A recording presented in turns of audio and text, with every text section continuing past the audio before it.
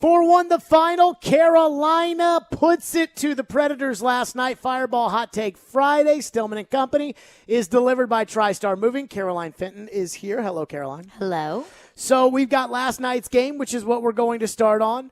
4-1 final, and I want to know how we're supposed to feel about it. That's the question. How are we supposed to feel about it? Because I think there's two ways you can look at a game like yesterday's, right? One thing I don't like doing, and this is a little bit of a backstory, but hockey was not as popular in Nashville as it is now. Shockingly, a Stanley Cup final run will do that. But when I first started here, I always felt like I was put into situations where I would hear people say, it's a big game tonight, big game for the Predators, big game. It's the St. Louis Blues, it's the Chicago Blackhawks, it's the Dallas Stars, it's Winnipeg Jets, big game today. Then they'd lose, and after they'd lose, people would act like, well, yeah, it's only one game. It's one game. I don't do that. I don't sell something as a really big game, as I did at the start of the show yesterday, and then turn around after a 4-1 loss and say, it's one game. You move on. It's Carolina. That's what it was. So I think we need to take a look at last night's game, and I think we need to then decide what is the importance of last night's game. And I think I'm going to leave that up to you guys. So 615-737-1025 on a Fireball Hot Take Friday. Ian, you can release the hounds. We will start on this. Last night, the Predators got beat 4-1. That doesn't look very good. The first period, I thought it felt like a legitimate playoff game. It felt like a heavyweight fight. Two teams going at one another, punch, counterpunch. Preds got close on a couple of chances. Carolina got close on a couple of chances. Carolina pots one home before the end of the period. That's going to happen. The second period and the third period, I felt like the Carolina Hurricanes were the best team in the Central Division, and I felt like the Nashville Predators were a bubble team. When you looked at the stats, it wasn't that bad. Preds outshot 29-20. They were even in hits. The Predators were better in the face-off circle. But then you start looking at aggressive stats. Blocked shots. Carolina blocked more, 11-7. Takeaways. Carolina took it away more. Giveaways. Carolina gave it away more. Why is that a big deal? Because last night I felt like after Carolina got the lead, and specifically the second goal, which I attribute to Ryan Ellis, surprise, surprise, when Carolina scored the second goal to go up 2-0, they put it on the Predators. They were the aggressors last night. It felt like in the middle, or really the start of the second period to the middle of the third period, I don't even know how many shots the Predators got. Once Carolina realized that they were the better team, or at least once they felt like they were the better team, they put the pedal to the metal. They were more aggressive. They blocked more shots. They took the puck away more. And yeah, they were maybe a little bit more careless with the puck, but they did take care of the Predators. They didn't embarrass them. They didn't dominate them. They didn't make me think it's the end of the season now that they lost. But Carolina at full strength, missing Teravainen, who's a pretty good player, versus the Predators, who very clearly are not at full strength. Carolina's the better hockey club. They have a better record. They have better star players. They maybe have a better coach. They're the better team. And if that's who you play in the first round of the playoffs, last night is, I believe, an indication of what you're looking to have to overcome. Chris Mason said it last night on the broadcast after the game on Bally Sports now. Chris Mason said after the game that kind of shows you even the high the Predators are on kind of puts you in your place when you think about them compared to the Carolina Hurricanes. They come back. It's almost full circle. You're going to have a little bit of a humble pie going against. That's the best hockey team I've seen in a long time. And Hal, I don't want to steal what you said in the intermission to us, but you said that's what we're used to doing to teams right now. We pressure them. We come back. We reload. We don't let them get past center ice, and we go back and attack. And I thought the Preds played well in the first period. Hal, you were talking about that during the break. Could have been a different game early if they had been able to score. And it could have been a different game early. And the Predators had their chance. There was the one puck that went up in the air, and Mrazek realized it at the last second, right before it got behind him, and ended up in the back of the net. Again, I don't look at last night's game and say, you can't beat the Carolina Hurricanes in a playoff series because they beat you 4-1. But it was a little eye-opening. As Chris Mason said, it was a little bit of a piece of humble pie last night. So I'm not going to leave it up to me today. about what this means. Because we got it all on Tuesday, or I should say on Wednesday, after Tuesday night's game against Tampa Bay, when they spanked Tampa Bay 7-2 with a backup goalie, and people said, what do you think now, Jared? You wanted to sell, and now they beat Tampa Bay, and now they show you what you're capable of. I'm not going to turn this back around and say, well, now they lost to Carolina, who, by the way, if the playoffs started today, this is who you would play. So now you see why I wanted to trade, because clearly they're not as good as Carolina. I'm not going to say that because I don't believe that after last night's game. I mean, I think I believe it in general, but I don't believe it just based upon watching last night's game. But I will say this. I thought the Predators played okay last night. Okay's not going to cut it. If you want to make the playoffs, that's the first step, making the playoffs, and then the second step is actually doing something in them. If you want to make the playoffs, playing okay is probably not going to cut it. And here's why. Again, last night I thought they played okay. Here's why playing okay is not going to cut it. Because in your next 5 and Dallas's next 8, which would set up a May 1st meeting between the Predators and the Dallas Stars, your schedule looks like this. At Carolina, Chicago, Florida. 2 playoff teams and a third in Chicago who, quite frankly, has outplayed you when you've played them. You've just had great goaltending. If the Chicago Blackhawks are going to make a run at it, and right now their percent chance of making the playoffs is 6.3 according to Money Puck, if the Chicago Blackhawks are going to make a run at this, they're going to probably have to take 2 out of 3, if not 3 out of 3 from you. So you're going to get their best game. Here's Dallas's schedule in their next 8 games before, again, they play you again on May 1st. Both teams would be caught up in games played. Columbus at home, Detroit at home, at Detroit, Carolina, at Tampa Bay. So they will get Carolina. They will get Tampa Bay. But there's a lot of Detroit. They beat Columbus last night 4-1. Those odds yesterday where the Predators were at 62% of making the playoffs are down to 55.3. A 50-50 shot of making the playoffs. Again, I thought last night's game was okay. Do they have injury issues? Absolutely. They're going to need Philip Forsberg back. They're going to need Ellie Tolvanen back. They're going to need Matt Duchene back. They're going to need Dante Fabro and Alexander Carrier back at some point. And it is a different team when those guys are on the ice. But we just saw what the gold standard right now in this division is in Carolina. And if the Predators are going to compete with them tomorrow night, if they're going to compete with them in a playoff series, or if they're going to make the playoffs, a game like last night's is not good enough. It was okay. Wasn't bad. I'm not mad at the coach. I'm not mad at the players. I'm not mad. But it's got to be better. If they're going to do anything that they think they're capable of doing, they have to play better. So again, I start with the question today of this. What did last night's game mean to you? What was the importance of last night's game? Knowing how good Carolina is, knowing the potential ramifications of playing them in a playoff series. 615-737-1025. Calls and texts, that's our number, 615-737-1025. Caroline Fenton, what did you make of last night's game?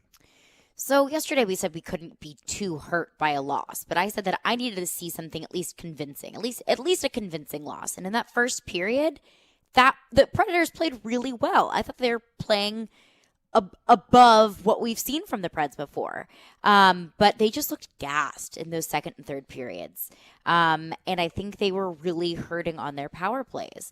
And if the Predators want to continue to win games and to continue to win games when they matter against teams that are really good, such as Carolina and Tampa Bay, you have to take advantage of those power plays. So I think last night, especially in power play situations and in the offense as a whole, the Predators were really missing Philip Forsberg and Ellie Tolvanen. So, I mean, I think we can sit back and we can say, okay, no team that loses its best 2 forwards on the power play is going to be able to have the kind of night they want on the power play. But I thought that was the whole thing about what this team's been doing is we haven't been making excuses. We haven't been looking at the guys who aren't here. They also haven't been playing the Carolina Hurricanes. You've been playing the Detroit Red Wings. You've been playing the Chicago Blackhawks. You have not been playing the best team in the NHL Central. And I will tell you what does make me a little worried. Tampa Bay played their best goalie on Saturday night. You lost 3-0. Now, Carolina's kind of got a 1A, 1B. I think James Reimer kind of sucks. but they've got James Reimer and they've got Peter Mrazek. And Peter Mrazek, for whatever reason, I don't know how this guy doesn't win the Vezina every year, because every time I watch him play the Predators, he absolutely shuts them down. So those are the two goalies you're going to have to beat if you make it to the playoffs. And against those goalies, you haven't beaten them. You haven't beaten Vasilevsky this year. You have not beaten Mrazek. So those are the two guys you're going to have to beat if you play them in a playoff series. I think that's probably a little concerning. I guess I'm trying to be fair here. If you really think about it, they played 2 games against Tampa Bay. They lost Saturday. They won Tuesday. If you want to discredit the Tuesday win because McElhaney was in net and not Vasilevsky, you can do that on your own. But I'm just saying, they played 2 games with Tampa Bay. They went 1-1. They played last night against Carolina. They lost.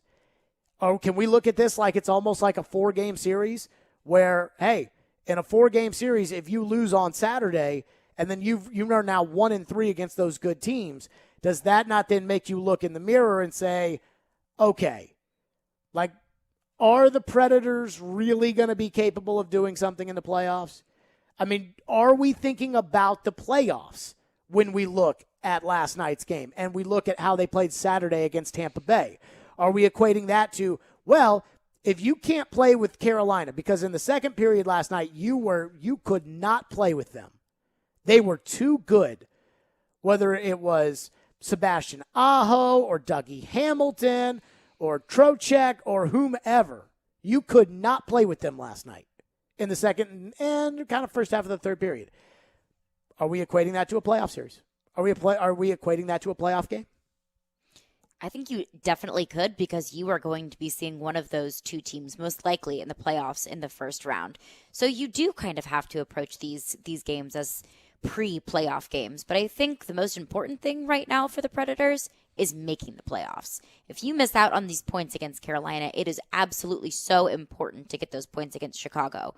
So let's just say moving forward, let's say if the Predators drop the second game against Carolina, you are going to be in a really, really tough spot facing Chicago. So I think first and foremost, focus on making the playoffs, and then you can start to approach these games as, okay, the Predators lost 3 out of 4, right? Yes, lost 3 out of 4. What next? So I don't want to get into the what next thought right now, because, I mean, I thought the whole premise of this week was hope that you can have a shot at this. I mean, the one thing that they set themselves up for is if they don't make the playoffs, it's an unmitigated failure. I almost felt like absolute worst case scenario. I felt like the one thing David Poile didn't do was he didn't help out John Hines on Monday. Because if you traded guys and then you made the playoffs, and Adam Vingan said on this show that Mikhail Granlund was not going to be the factor as to whether or not they made the playoffs. But if you made the playoffs, if you traded guys and you made the playoffs, I mean, they'd be ready to put John Hines up on their shoulders and carry him off the ice. But now you're telling everybody, no, we believe in this group. We think this group is good enough to compete. So we want to go see how it plays out. Well, if it plays out with you not making the playoffs and the Dallas Stars making it over you, then I think we're going to look back and people are going to be disappointed because they got their hopes up this week because the team told them to get their hopes up. So I'm with you. Making the playoffs is obviously the most important thing. But, I mean, I'm kind of operating, like the way that I'm thinking about this season is so different after Monday because of what they have told me to think, which is they think they're going to make the playoffs and they think they've got a shot to compete in the playoffs. That is the crux of the disagreement between the Adam Vingans, the Mark Howards, me, you, and them, is that I didn't think they could compete in the playoffs. And I'm not saying last night's game is a shining example that they can't, but I'm a little worried. I'm a little worried that if Saturday night's game plays out the same way that last night's game played out, I'm a little worried that, you can play hard. You can be aggressive. You make a mistake here or there, but it's not the end of the world. But you do that against Tampa Bay, you lose 3-0 against their top goalie on Saturday. You play Peter Mrazek, you play this Carolina team, and I'm just telling you, and I know Stamkos was out, and I know Kucherov isn't back yet. I thought Carolina last night was better than Tampa Bay either of the 2 nights that they played them. I mean, that is concerning if you're thinking about the ability to win a playoff series. So we're off and running. 615-737-1025 calls and texts on this Fireball Hot Take Friday. Your reaction to last night's game. What was the significance of the loss? Was there any significance of the loss? Do you want to play it's only one game. It's a 56-game season. It's only one game. You can do that. 615-737-1025. There is one thing that's going to sound like excuse making, and I get it, but I think I'll be honest. I think it's very evident to me after last night's game that the Predators have to think of something, and I think they're going to try it. We'll get to that coming up next. Fireball Hot Take Friday. We're live from the Wholesaling Studio, powered by RumbleOn.com. Hey, every weekday game, Robbie and Rexroad, you'll have the opportunity to participate in Preds Pick to Click, presented by New Amsterdam Vodka at 8:45 every weekday game. Preds Pick to Click is presented by New Amsterdam Vodka, and you can win a prize pack from our friends at New Amsterdam Vodka. So be excited about your chance to pick and to click. Stillman and Company. Right here, CSPN 102.5 The Game. We're streaming on the Game Nashville app.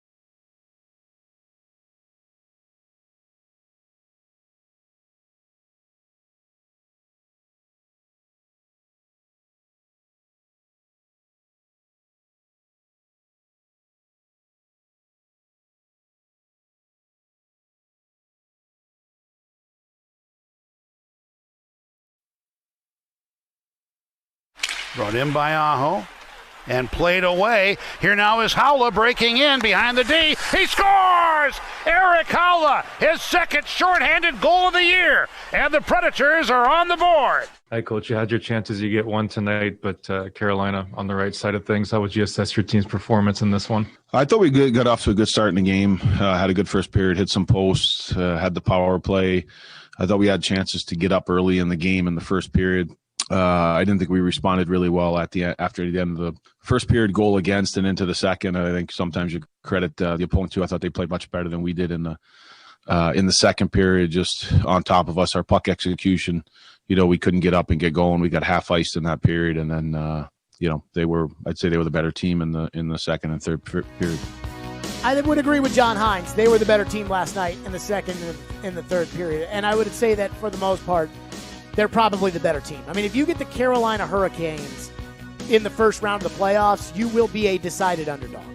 And I think we all know that, and I think we all look back to 2017 and we say, hey, that's kind of the point of the NHL playoffs, decided underdog. Last year, the top two teams in the West in the play-in bubble, Edmonton and Nashville, both got beaten by Chicago and by Arizona. I mean, two teams that would not have made the playoffs, that should not have made the playoffs, but you have the little play-in bubble, and both of those two teams lost. So upsets are kind of a hallmark of the playoffs. You'd have to bank on that a little bit. I'm not an excuse maker, Caroline, but one thing I would say is if you're going to compete with a team like that, and I think we saw it on Saturday night when they just couldn't score against Andre Vasilevsky in Tampa Bay, but they're going to need Philip Forsberg back in the lineup. They're going to need Eeli Tolvanen back in the lineup. They're going to need Matt Duchene back in the lineup. They're going to need Dante Fabro back in the lineup. They're going to need Alexander Carrier back in the lineup. That's a Carolina team. That's a really good team. They were missing Teuvo Teravainen last night. He's a really good player, but the rest of that team is pretty loaded. And if you're going to go up and you're going to compete with a team that's better than you, you're going to need guys that can score goals. I mean, you're going to need your top-end forwards, and that includes Duchene. The other thing is they're going to need the defense back. And I know Carrier probably comes back right at the end of the year. Fabro's week to week, so who knows about that.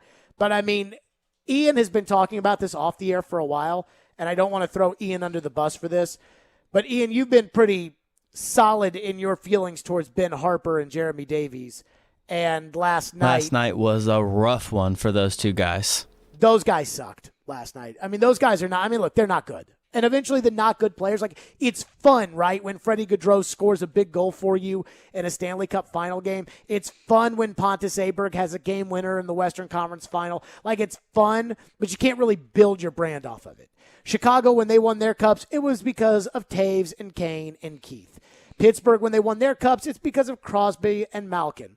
Washington won their cup because of Alexander Ovechkin. Like, that's how you build your team, and that's how you win. So if they're ever going to have any chance against a team like this, they're either going to have to get incredibly puck lucky, amazingly hot goaltending, or they're going to need to get their guys back, and they're going to need to get talented forwards that can score the puck on the ice, and they're going to need to have competent defensemen. Because, as Chris Mason pointed out on the postgame show last night, it didn't take Rod Brindamore long to figure out how to attack Harper and Davies. I thought Rod Brindamore did a good job of maybe exploiting Harper and Davies out there a little bit. They got Aho and Trocheck out against them, and it creates a little bit of a mismatch, puts them in a tough situation, especially in that second period. They got hemmed out there. It's tough to get that change. Carolina's got no weakness. They're one of the best skating teams, I think, top to bottom. Their D moved that puck, and their forwards, it's full speed, and they just come through that neutral zone so cleanly. I just think they got beat by a better team tonight. I'll be very curious to see how they respond next game against Carolina, because they'll make some adjustments. And they're going to have to. And they're going to need to get some dudes back. And one thing I think we're going to see is I think they're going to put Philip Tomasino in the lineup tomorrow night. And I think they're going to do it because I think they know they need talented goal scorers. They need talented players with the puck on their stick. Desperate times call for desperate measures. I think that may be why we see Tomasino if we see him tomorrow night. Time now to take a look at the phones. Phone line driven by WilsonCountyHyundai.com, 615-737-1025. Caroline is on the text line. What do we have, Caroline? One texter asks, what is going to happen if the Preds don't make the playoffs? What's that response going to look like? So I don't know what the answer to that is. I can tell you what I would do if I owned the team. I can't tell you what they will do that own the team because I don't know. I don't know. I don't know. Like, is this a make or break for Poyle? I don't know. Is this a, hey, we really felt good about the second half of the year. We really like our young guys. Let's let our older guys go off. I mean, I was reading Adam Vingan's article in The Athletic. There's a lot of dudes that need new contracts this offseason. I mean, David Poyle made it pretty clear he plans to re-sign Matthias Ekholm. Now, again, are the Predators going to let David Poyle make that decision? I don't know. I don't know what his job security level is. But they're ultimately going to have to get the money to re-sign Forsberg. That'll cost you more. Re-sign Ekholm, which they say right now they want to do. That'll cost you more. They've got to sign Fabro to a contract. They've got to sign Tolvanen to a contract. They've got to sign Saros to a contract. I mean, this is not – I'm not one to sit here and play off-season preview show because they lost on a Thursday night to Carolina. But there is a lot of stuff to figure out when you get into the offseason if you don't make the playoffs, including what is the fate of the general manager? Does he stay? Does he go? I think everybody in the Nashville media thinks he stays. But that doesn't mean he should. And so I don't know what they're going to do in that regard. What else is in the text line? Another texter said, making the playoffs is secondary for me. Seeing the rookies play is way more important. We've got to watch what we have on the farm. So I think that would be an interesting case to put Tomasino in there. And I think it would be also an interesting case maybe to put Tyler Lewington and David Ferentz back in the lineup tomorrow night. Certainly Harper and Davies are not getting it done. I can live with Harper. Davies, I can't. I mean, I think they need to put Tyler Lewington back in there. I think they need to put David Ferentz back in there. I don't think Ian can live with Ben Harper out there. That's just me. I don't want to put words in your mouth, Ian. But well, at least he can bring some size, But, man, he had a rough – last night was one of his rougher games, I would say. I mean, that pair was awful last night. I mean, I went into the season and I said I didn't have any expectations this season. And what I meant by that, I think some people got mad when I said that. When I said I didn't have any expectations, it meant that, making the playoffs wasn't, to the texter's point, making the playoffs wasn't the end of the world for me. It wasn't what absolutely positively had to happen. I was more of the mindset, okay, let's see if the young players can play. Let's see which of these core guys belong. Is Ryan Ellis really a core piece? I think there's a big question mark there. Is Ryan Johansson a core piece? I think we now kind of know what Ryan Johansson is. I think Matt Duchene gets one more chance before we decide kind of what he really is. But I wanted to see that. I wanted to see, could the coach? I feel like we have our answer in that regard. Can Saros be a number one goalie? I think we're trending towards our answer. And that, those things matter to me more than making the playoffs. I will agree with the texter that. But once you decide not to trade Mikhail Granlund or Eric Halla or Nick Cousins or anybody, and you really say, hey, I believe in my group, then you kind of have to make the playoffs. It's kind of a big deal that you make the playoffs. So I think their actions on Monday maybe make my desire for them to make the playoffs stronger, if that makes any sense. Yeah. No, I totally agree. And Kyle texted in and said, I feel like the Preds can't overcome a hot goalie with this current lineup, whereas teams such as Carolina and Tampa Bay have the skill to overcome a hot goalie. And I think I agree with him. I mean, what we saw last night, Carolina was just able to adjust and overcome on the fly. And I think that that's something that the Predators have been struggling with as of late. So I think the question is, can Saros steal every game? And the answer is no. I mean, they played Dallas 2 weeks ago on a Thursday night where Saros wasn't bad, but he wasn't great. And I think they lost 3-0 or something like that. And those are the kind of games where, he can steal the next night against Chicago. You don't play very well. He can steal that game, but he's not going to steal every game. And the games he's stealing against Dallas and Chicago, he's probably not going to be able to steal against Carolina or Tampa. Because in that second period, I mean, John Hines said it in the clip we played coming back. They were in the Nashville end the entire second period. Well, I mean, you can't steal that. Pekka Rinne has done it a couple of times where the ice was tilted and he stole the game. But it doesn't happen very often, even for him. People forget about how good he was in Game 6 of the Cup Final, which they lost 2-0 to Pittsburgh, and it was really 1-0 and then an empty netter. And in that game, Pittsburgh had scoring chances. Rinne was fantastic. He had been pulled after the first period in Game 5, and he came back in Game 6, and he was fantastic. And then they have the one puck go off the backboard, and Patrick Hornquist makes a play, and he puts it in the net, and now you're down 1-0 and you lose. But, I mean, he really stole that game. The Predators just didn't generate enough chances on their own in that Game 6. And then the one time they did, Colton Sisson scored, they blew the whistle before it went in the net. That's just an unfortunate situation. 615-737-1025 is our phone number. We'll get back into your Preds thoughts today, but I cannot do 4 hours complaining about last night's loss because, quite frankly, I don't look at last night's loss as the end of the world. Now, were there some alarming signs? Yes. Is it something that is worth taking a look at, being a little concerned about? Yes. And will we keep doing that? Yes. But coming up next, NFL win-loss totals are out. I'm not sure how much I take into consideration what Vegas odds are this time of the year. But because you can bet it, and you know me, I use the FanDuel Sportsbook app, promo code JGM. But because you can bet it, I guess it makes it a little real. And there is an alarming trend every single year that I see that follows the Titans. And this year, somebody help me out with it. We'll get to that next. Stillman and Company were delivered by TriStar, moving on a Fireball Hot Take Friday. Fireball Cinema Whiskey goes down so smooth, and it tastes so great. There is no better way to celebrate that the weekend is here than with ice-cold Fireball Cinema Whiskey, especially if you've got like people coming into town or you're going to be hanging out with your friends or your buddies or something like that, or even if your parents are making their first trip ever to Nashville, you should introduce them to ice-cold Fireball Cinema Whiskey. Probably not the first trip, but certainly a important trip. Fireball Cinema Whiskey goes down so smooth. Ignite the night. Please do responsibly. Be 21 years or older to enjoy. That's Fireball Cinema Whiskey. Stillman and Company on a Fireball Hot Take Friday. Delivered by TriStar Moving. It's ESPN 1025 The Game.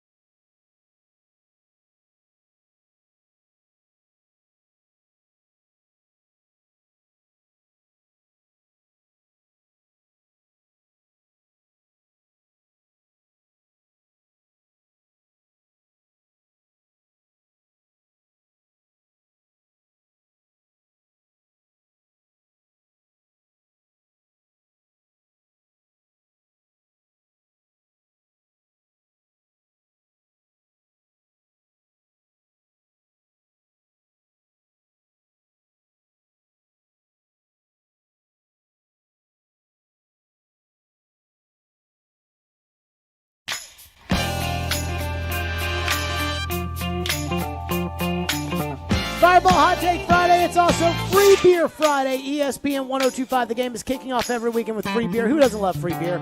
Tune in all day long for your chance to win a $25 gift card from Bavarian Beer House located at Opry Mills Mall. We'll be giving that away later today in the show. Caroline Fenton, BetMGM has their new win totals out for the 2021 NFL season. This is always fun when these come out. People look and say, oh, I like this one, I like that one. I remember last year during a pandemic, every little thing that came out like this, when there were no sports, I mean, no ball game last night to talk about like we just spent the first 30 minutes of this show, like we would literally do an hour probably on the Titans win-loss total. Well, that's when everyone was just starving for anything that resembled a ball on a field. Sure. But you also had to figure out a way to come up with stuff just to fill the time. I mean, I would have never talked about it openly at the time and sat there and said this, but these are win-loss totals that come before the draft. So they'll tell you that they're all not set in stone or anything like that. And I would just tell you, I think win-loss totals are dumb anyways. I mean, unless you're literally unless you've got it up on there right now and you're going to bet it. Like last year, the Ravens were like the hot team during the offseason of what the betting markets were telling you. I want to say they said when the Ravens schedule came out that the Ravens were going to be favored in all 16 games they played. Ooh. And it's like, really, the Ravens? Like, did nobody expect a little bit of a drop-off after their big season? But so the win totals are out. Kansas City leads the way at 12. No surprise there. Tampa Bay, 11.5. Then it's Ravens, and of course the Ravens, the darlings of the win totals. Ravens, Packers, Bills, Browns, Rams. Here's what got my attention. Obviously, the first thing I'm going to look at is the Titans. And the Titans are at 9 wins. The Titans are there with the Dolphins, the Chargers, the Dallas Cowboys, who are perpetually overrated, and the Minnesota Vikings. The Titans are at 9. Indianapolis is at 9.5. Now, the Texans are at 4.5. That's worse than the league. Jacksonville is, I saw one had them at 6.5. Make of it whatever you will with Jacksonville. I think we would both agree. The Texans are probably one of the worst, if not the worst team in the league, especially pending the Deshaun Watson situation. Yes. Jacksonville probably going to be improved with Trevor Lawrence at quarterback. Rebuilding year. But probably not much improved. Then there's Indianapolis. Every year, Indianapolis is ranked ahead of the Titans. I don't know why Indianapolis is always ranked ahead of the Titans, but they are. Even when Andrew Luck retires, they rank Indianapolis ahead of the Titans. Every single year.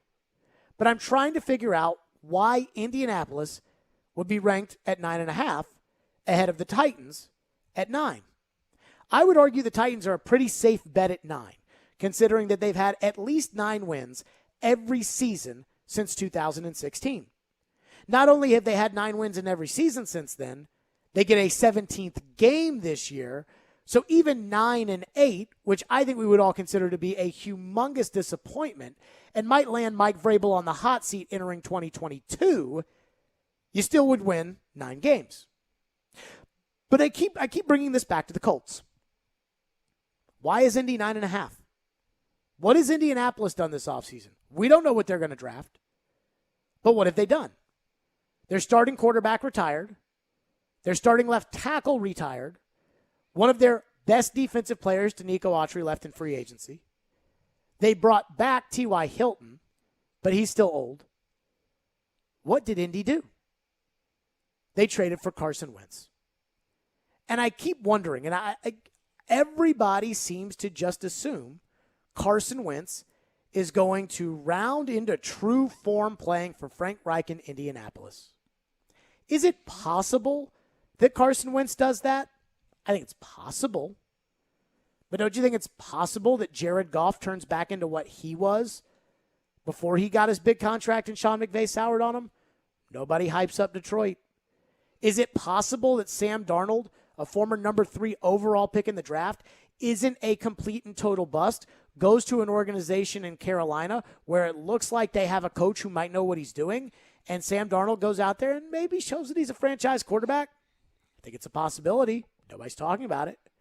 Is it possible that Jameis Winston, who threw all these interceptions in Tampa Bay, goes into Sean Payton's offense, spends a year learning from Drew Brees, and actually produces like the former number 1 overall pick in the draft? It's possible, but nobody talks about it. But then get them started on Indianapolis, and they'll tell you all about Carson Wentz. Carson Wentz hasn't had a good year in 3 seasons. People forget Derek Carr was once almost an MVP in 2016 before he got hurt. Nobody ever talks about Derek Carr for a championship now. Louis Riddick was asked on ESPN the other day, who is the best team in the AFC or the team in the AFC most likely to knock off Kansas City? Louis wasted no time going right to the Colts. I think it's going to be the Indianapolis Colts that are going to provide the greatest challenge to the Kansas City Chiefs in the AFC because they have a lot of things going for them right now as far as culture in Indianapolis, as far as personnel in Indianapolis. Now the question is whether or not Frank Reich and one person in particular, that being Carson Wentz, could go ahead and be the cherry on top of this great program that they're putting together there. Because if he can get himself right mentally, they do provide him with the kind of structure and support, but not enable him to try and circumvent the normal processes by which a quarterback should go through in terms of being a leader in an organization. But if they can get him on the right track, this team is very dangerous because they have a great team-building philosophy there, and they already have a great locker room with a lot of real good players, and I think they're set up for the long haul. Okay, and everybody seems to say that about Indianapolis, but I'll say this. What have they done? I mean, Indianapolis, this program, Chris Ballard, he's been building this for a while. He's been building something special. That's something special he's been building. What have they done?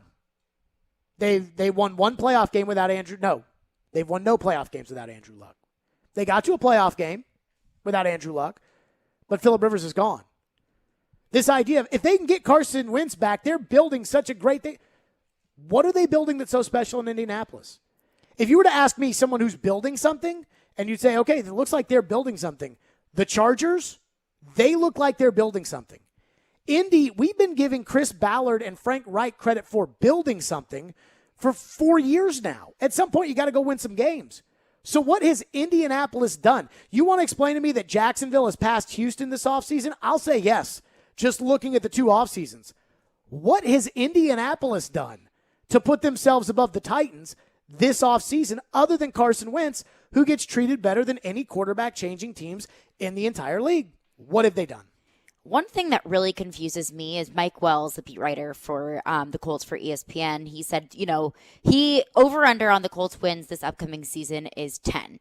They went an 11-5 last season, and he said there's a little bit of a drop-off, not because they have a new quarterback, but because the schedule's a little bit tougher than last year. Are we just going to forget that the Colts have a completely new quarterback this year, and it's Carson Wentz?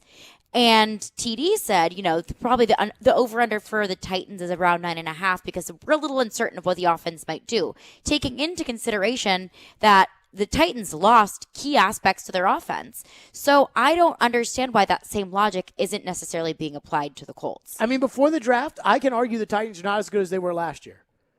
I would agree. At this point, yes. You can totally argue that. But I'm not going to argue Indy's better. To me, Indy is worse today than they were then. I know that Phillip Rivers was an old peepop, but at least Phillip Rivers knew what he was doing. He won 11 games. You knew what you were getting with Phillip Rivers. You don't know what you're getting with Carson Wentz. And maybe it works out. I mean, nobody thought Ryan Tannehill would work out like it's worked out here. But, I just think the people they just love the Colts. Every year, the Colts are ranked ahead of the Titans. Every year. And some years I understand it. 2019, they had Andrew Luck as their quarterback. At the end of the year, I think they went something like 7-1. They lost on the road in Kansas City. Fine. I get it. That's a playoff team returning its core with a star quarterback in Andrew Luck. They don't have Andrew Luck anymore. Carson Wentz is not Andrew Luck. Frank Reich is not a quarterback whisperer until he gets Carson Wentz to play like Andrew Luck. Then I can tell you that you're a quarterback whisperer, but I can't do it now. And the other thing, too, about the schedule, I took the Titans schedule and I took the Colts schedule, and I added it up. Each team plays Jacksonville twice, Houston twice. Each team plays. So the difference is Indy goes to Buffalo. The Titans go to New England. The Titans go to the Jets. Indy goes to Miami. But the real difference in the schedule, there's 3 real differences in the schedule. Tennessee goes to Pittsburgh. Indy goes to Baltimore. I say advantage Titans because I think Baltimore's better than Pittsburgh. Correct. Kansas City comes here. The Raiders go to Indianapolis. I say advantage Indianapolis. New Orleans comes here.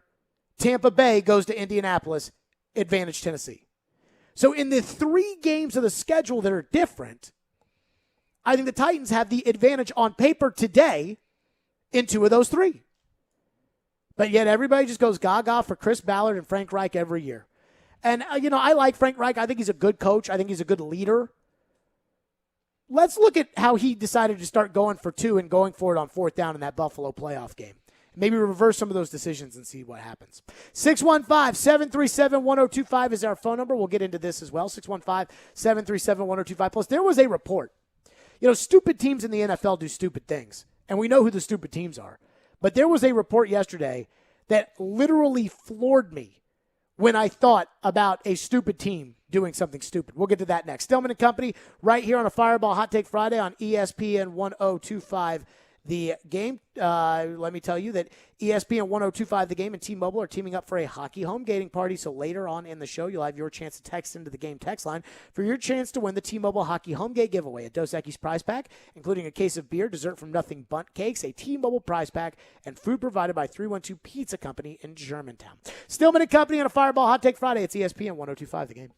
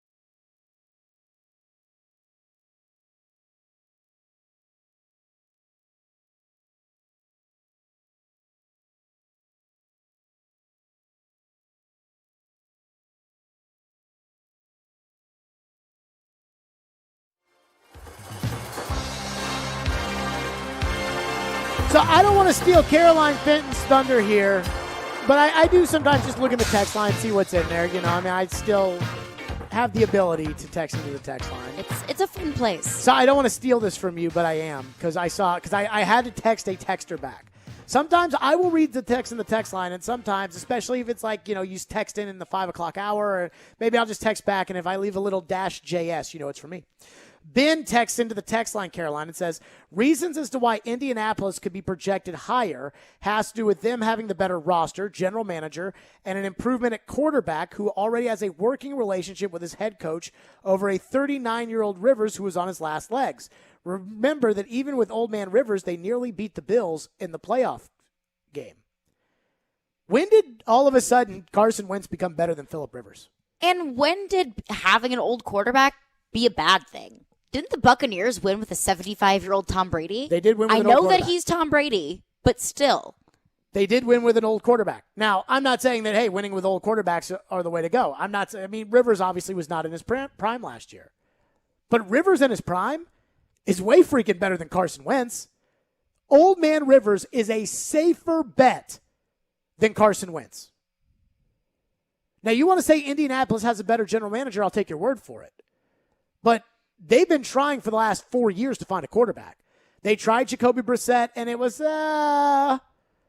They signed Phillip Rivers, and it was, Now they've traded a third-round pick this year and what will be a first-round pick next year in order to get Carson Wentz. John Robinson traded a fourth-round pick for Ryan Tannehill. Ryan Tannehill's better than Carson Wentz. So you guys can say whatever you want, but I think there's this idea, and I'm not saying that the texter is alone in having this, but there is this idea out there that Carson Wentz is better than he actually is. By the way, Phillip Rivers had a working relationship with Frank Reich from San Diego. It didn't make Phillip that much better. So I just say, okay, let's slow down. We're not talking about, a renaissance for Jared Goff in Detroit. We're not talking about Jameis Winston. I find it more likely that Jameis Winston steps up his game in New Orleans than I do Carson Wentz steps up his game in Indianapolis. But them's the breaks. Time to take a look at the headlines. Caroline Fenton with the headlines. We're spanning the sports world. It's Headlines with Caroline on Stillman and Company, right here on Nashville's best sports talk, ESPN 102.5 The Game and the Game Nashville app. John Fulkerson is coming back. How about that? UT basketball. What do you think, if any, what kind of impact do you think that's going to make on the Vols season next year? So I got to be honest with you, man. I look at UT's basketball team, and I think that the recruiting plus the return of John Fulkerson plus the fact that it looks like Scottie Pippen Jr. is not coming back to Vanderbilt, I think that there's going to be some real pressure on Rick Barnes. Yeah, I think there's going to be some real pressure to actually do well in the tournament this year. I don't think a Tennessee fan is going to be excited about being ranked 6th in the country when those first polls drop in October. I don't think they're going to be happy if Tennessee is a top 10 team for most of the season and gets bounced in the second round. I think there are some big expectations on Rick Barnes. This is the fun part of the year when you see news like that and you're like, yes, yes, yes. It's also a little uneasy when you get to February of next year and you have high expectations for your team and they're not met. I think Vol fans have this loss to Oregon State was probably the one where they stopped giving Rick Barnes the benefit of the doubt. I think Barnes is going to feel like he's at Texas again, where there's going to be some demands that he plays well. So it's good news for the Vols, but I think there's a lot of pressure on Rick Barnes this upcoming season. I agree. I think that, having a little bit of familiarity and having a lot of seniority on this team is going to make a big difference. But that being said, we thought that this past season was going to be a huge year for the Vols, and we saw what happened. Also, sticking on a Tennessee theme, I want you to guess how much a ticket for the Tennessee Vanderbilt baseball game is. I heard that they were like $200 on the secondary market or something like that. I'm excited for Vandy, Tennessee. $330. Apparently they've gone up. Yes. Do you think it's worth the hype? Well, I think, is that tonight's game or is it for the whole weekend? I think a ticket throughout the series this weekend. Because obviously tonight's different because tonight is Jack Leiter. So, look, you're talking about two top 10 teams. It's funny because this is the only sport of consequence where Tennessee looks up to Vandy. where Vandy has by far a much more, superior program. And here come the Vanderbilt Commodores, and they're defending national champions. They're the number one team in the country. They've got Jack Leiter, the number one pick in the draft, going tonight. And here's Tennessee feeling good about themselves. I mean, this is a measuring stick game, a measuring stick series for the Vols. And in Knoxville, I think that this is proof for any football coach that, hey, if you win, they will be there for you, because they will be there. We are still, in theory, in a pandemic, and they are all in for this Vanderbilt series. I'm excited about Vandy Tennessee baseball this weekend. I think it's good to have both teams in the state be good at something, and there be some sort of a rivalry. So I'm excited. Tonight's game, I think 6 o'clock on the SEC network, Jack Leiter getting the ball. But yeah, no, I mean, I wouldn't pay $300 to go see it, but I would go. Like, if it wasn't a 4-hour drive, I think I would go. I think it's worth going to. If the game were here, I think I'd be there. Yeah, no, I agree. Interesting conversation today on Twitter. If you could choose one athlete ever to have an injury-free career from beginning to end, who would you choose? So I saw this. Somebody said Grant Hill, and I thought that was a pretty good one. I think, like, everybody wants a star player, because you say star player, and it's like, oh, yeah, I remember this guy had. So I had a couple. One, Mark Pryor. People forget the Chicago Cubs in 2003, they had Mark Pryor and Kerry Wood, and Mark Pryor was as good as any young pitcher. And he just mowed down the Braves in the playoffs. And I think he mowed down the Marlins for the most part in the playoffs. And then Mark Pryor was never the same.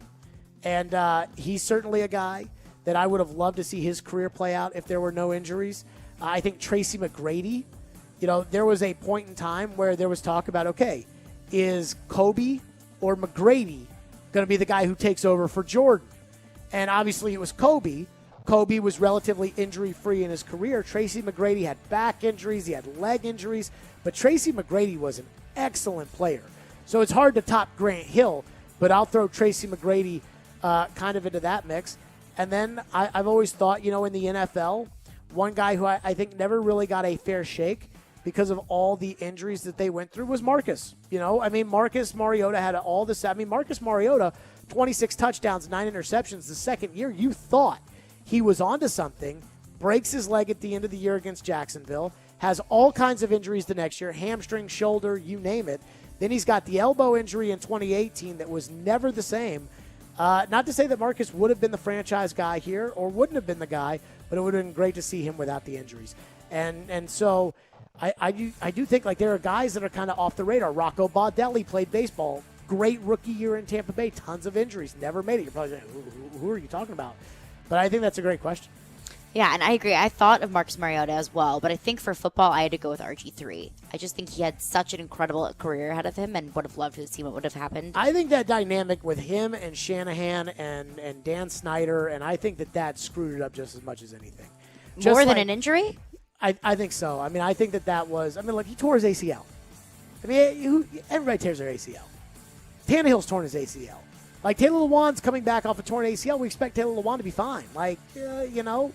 So, to me, I would go, I just don't think RG3 has the makeup to be a great NFL quarterback. I don't think he has the talent. I don't think he has the makeup. I don't think he has the skills. I just don't think he's good enough. But, boy, was he fantastic at Baylor.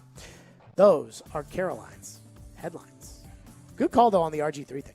615-737-1025. I see phones loading up, so we'll probably get back into the phones coming up. We have all your texts to get to, both on the Predators and not on the Predators. What about last night's game, though? There was something about last night's game that made me say, you know what? 4-1, kind of dominated. Not the end of the world. I have a take on it. We'll get to that coming up next. 615-737-1025. Stillman and Company on a Fireball Hot Take Friday. It's ESPN 1025, The Game.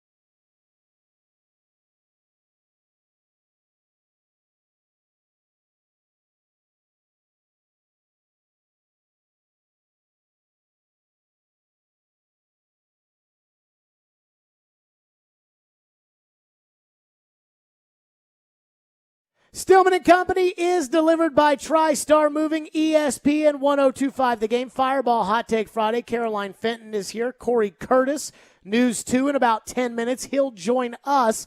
Predators lose 4-1 on the road at Carolina last night. They'll finish up the series with Carolina tomorrow night. And what I think is a big game. I think everybody thinks it's a big game. I said it was a big game yesterday. They lost. They lost a big game. By the way, Money Puck dropped their odds, Caroline, from 62% to make the playoffs to 55.3 after last night's loss and Dallas win. Ooh. So we think these games, it's Carolina, because I heard the Midday Show talking about Chicago, the 3 games with them next week, and they're like, these 3 games are big games. I'm like, yo. They're all big games. These Carolina games are some big games. And again, Dallas has 3 games in hand because of their COVID issues and, the winter storm they had. They play on May 1st. The Predators and Stars play their last matchup on May 1st. Here's what they have between now and then. Nashville has at Carolina, good team. Chicago, at Chicago, Florida, good team. Dallas has Columbus, Detroit, Carolina, good team, Tampa Bay, good team. So those 3 games in hand are pretty good, but they're going to win. I mean, they're going to win when they play Detroit. I know Chicago didn't win last night playing Detroit, but Dallas is going to win some of those games. So I was thinking about last night's game, and was it kind of a playoff game? Did it have the feel of a playoff game last night? If the season were over today, this is the most likely matchup. That would be the matchup, Carolina and Nashville. And I think that Carolina and Nashville is the most likely matchup. And as Willie Donick brought up, I do think there is a point to why Carolina is taking every game seriously. The winner of the division avoids Tampa Bay, unless it is Tampa Bay. But if you win the division, if you're Florida or you're Carolina, you have to think to yourself, we avoid Tampa Bay and we get Nashville instead of a better team in the first round. So even though last night the Predators were without Philip Forsberg and without Matt Duchene and without Eeli Tolvanen and without Dante Fabro and without Alexander Carrier, and they could be that way in a playoff series, I still looked at last night like game 1 of a playoff series. I looked at it like, hey, game 1. And this is where I'm trying to figure out if this is good or bad. And the reason I say this is, if the Predators were to play a best of 7 with Carolina, the first 2 games would be in Raleigh. And it would be a lot like this, right? You play on a Thursday, then you play on a Saturday. Then you fly to Nashville, and you play on a Tuesday or Monday, and then you play on Wednesday or Thursday. That's what it would look like. If the Predators lost the first game of a playoff series to Carolina, where they were beaten by the better team, admitted by the coach, admitted by the team broadcasters, but only outshot 29-20, even in hits, almost even in the faceoff circle, Carolina blocked more shots. They took it away more. They gave it away more. If you were to lose a playoff game 4-1, I don't think we would be signaling that the playoff series is over. Because I think the goal would be simple going into Carolina or Tampa Bay, which would be to take one of those 2 games. So how do we feel about this situation in the season and trying to project if this were a playoff game with the way they lost 4-1 last night, and knowing they'd get a crack to steal home ice by winning game 2 tomorrow night? Eric Holla, after the game, was asked about trying to be ready for Saturday night. Take a listen. Eric, I know you're not going to win every game, but when you're in a stretch like this where you're winning more often than not, when you do have a loss, how has this team been able to bounce back after games like this? Yeah, you got to go back and kind of look at the things that make you successful, look at the things you can do better, and then make sure that you take that and take it to the next game. And there's going to be another game on Saturday, and we got another crack at them. How would you feel about Saturday? How would you feel if this were a playoff series and they lost game 1 to Carolina 4-1? I think that we're looking at it like a playoff series because we looked at it yesterday kind of like a series. We didn't look at it as a game. We looked at it as an overall series that was dependent on one game or another. But if I was going into a playoff series, especially with this team that overcame so quickly, the Predators lost to Tampa Bay 3-0. A couple days later, they turned around and beat them 7-2. So this team is able to bounce back pretty quickly after a loss. So a 4-1 loss where in one period the Predators looked really great and two, they were outplayed 100%. I wouldn't feel super excited about it, but I don't think that the Predators' chances are gone. Okay, what if they were to lose game 1 and game 2 in Carolina and come back to Bridgestone Arena for game 3? Are you a believer in the old saying that a series isn't a series until the home team loses? I would say if they were coming back to Bridgestone Arena, I would still feel hopeful. Even down 2-0? It depends on what the second loss looked like. If the Predators looked on Saturday how they looked last night, I don't know if I would feel incredibly hopeful, but I would feel better knowing that they were coming back on home ice. But last night, they were just outplayed. They just were playing a better team. I mean, we kept hearing they were beaten by the better team. I would agree. I mean, the broadcaster said it last night on the broadcast. They were talking, I mean, Hal Gill was talking about Carolina, and you know how much sometimes it just pains me to agree with Hal, but he said after the game, sometimes you got to tip your cap to Carolina. You give Carolina credit. They did exactly that. They were first on pucks. They were winning battles. They had great sticks. They were disrupting plays. The Preds didn't have close puck support, so they couldn't move it past them. The D zone looked like they were puck watching. They were out of sync and giving up shots in the slot. It could have been a different game, but it wasn't. And that's sometimes what you have to deal with against a good team like the Canes. And he's not wrong, but there has to be an improvement on Saturday. And I would say that if Saturday's game was a game 2 and it looked like yesterday's game, I would probably lose all hope of beating Carolina in a playoff series to begin with. I mean, I think that like right now, if you were to play Carolina, and I forget what the numbers guy at The Athletic said, but I think it was like 67%, that it would likely to go to Carolina. You probably would have to play better in game 1 to not put me at about 85% after last night. And then you'd probably have to win game 2 to lower it down, or else I'm probably thinking 90% chance Carolina's taking the series. So they're up against, Carolina is a good team. Phone lines are driven by WilsonCountyHyundai.com. Text line, we did not get to all of your Preds texts. Caroline, what is in the text line as far as the Preds texters are concerned after last night's game? Yeah, one texter said the last night's game was big because they're all big now. They may not make the playoffs, but as long as Saros stays hot, we have a shot at making a playoffs. We, meaning the Predators. If Saros is not hot, there's no way that they can make the playoffs. Do you agree with that? So, yeah, I think it's probably true. I mean, I think everything this team does is dependent upon how good the goalies are. When the goalie's hot, you can get to the Stanley Cup final. When the goalie's hot, you can win a Vezina trophy and have the President's trophy and the best record in the league. When the goalie stinks, the coach gets fired. I mean, I think that we've seen that over the last couple of years. But, Saros has to play well in order for this team to have any chance against these teams. I just keep wondering if they don't make the playoffs, are people going to be mad about it? Or are people open to that possibility? Did they leave Monday with the possibility of them not making the playoffs as acceptable? Because I didn't. I think at this point, if the Predators don't make the playoffs, that's absolutely unacceptable, and that will be the clearest sign that David Poile did not make the correct decision at the trade deadline. I think you go on this incredible run for 3 weeks, 4 weeks, whatever it may be, and get the city really excited, get fans really excited for what? For a few games to have proven something during the regular season? I think that if this team does not make the playoffs, something drastic needs to happen because that is absolutely unacceptable. And I don't know what that thing is, but changes would need to be made. Corey Curtis, News 2, is our guest coming up next. His thoughts on last night's game. 615-737-1025 is our phone number. We got a lot to give away, including Preds tickets for Monday night. So we got a lot to give away today, so I'm just going to start doing it now. It's Fireball Hot Take Friday. It's the People's Day. Be caller 5 right now at 615-737-1025, and you'll win a $25 gift card from Bavarian Beer House, located at 121 Opry Mills Drive here in Nashville. 615-737-1025. Good luck at winning that. Corey Curtis, News 2, next. Stillman and Company. It's ESPN 1025, The Game.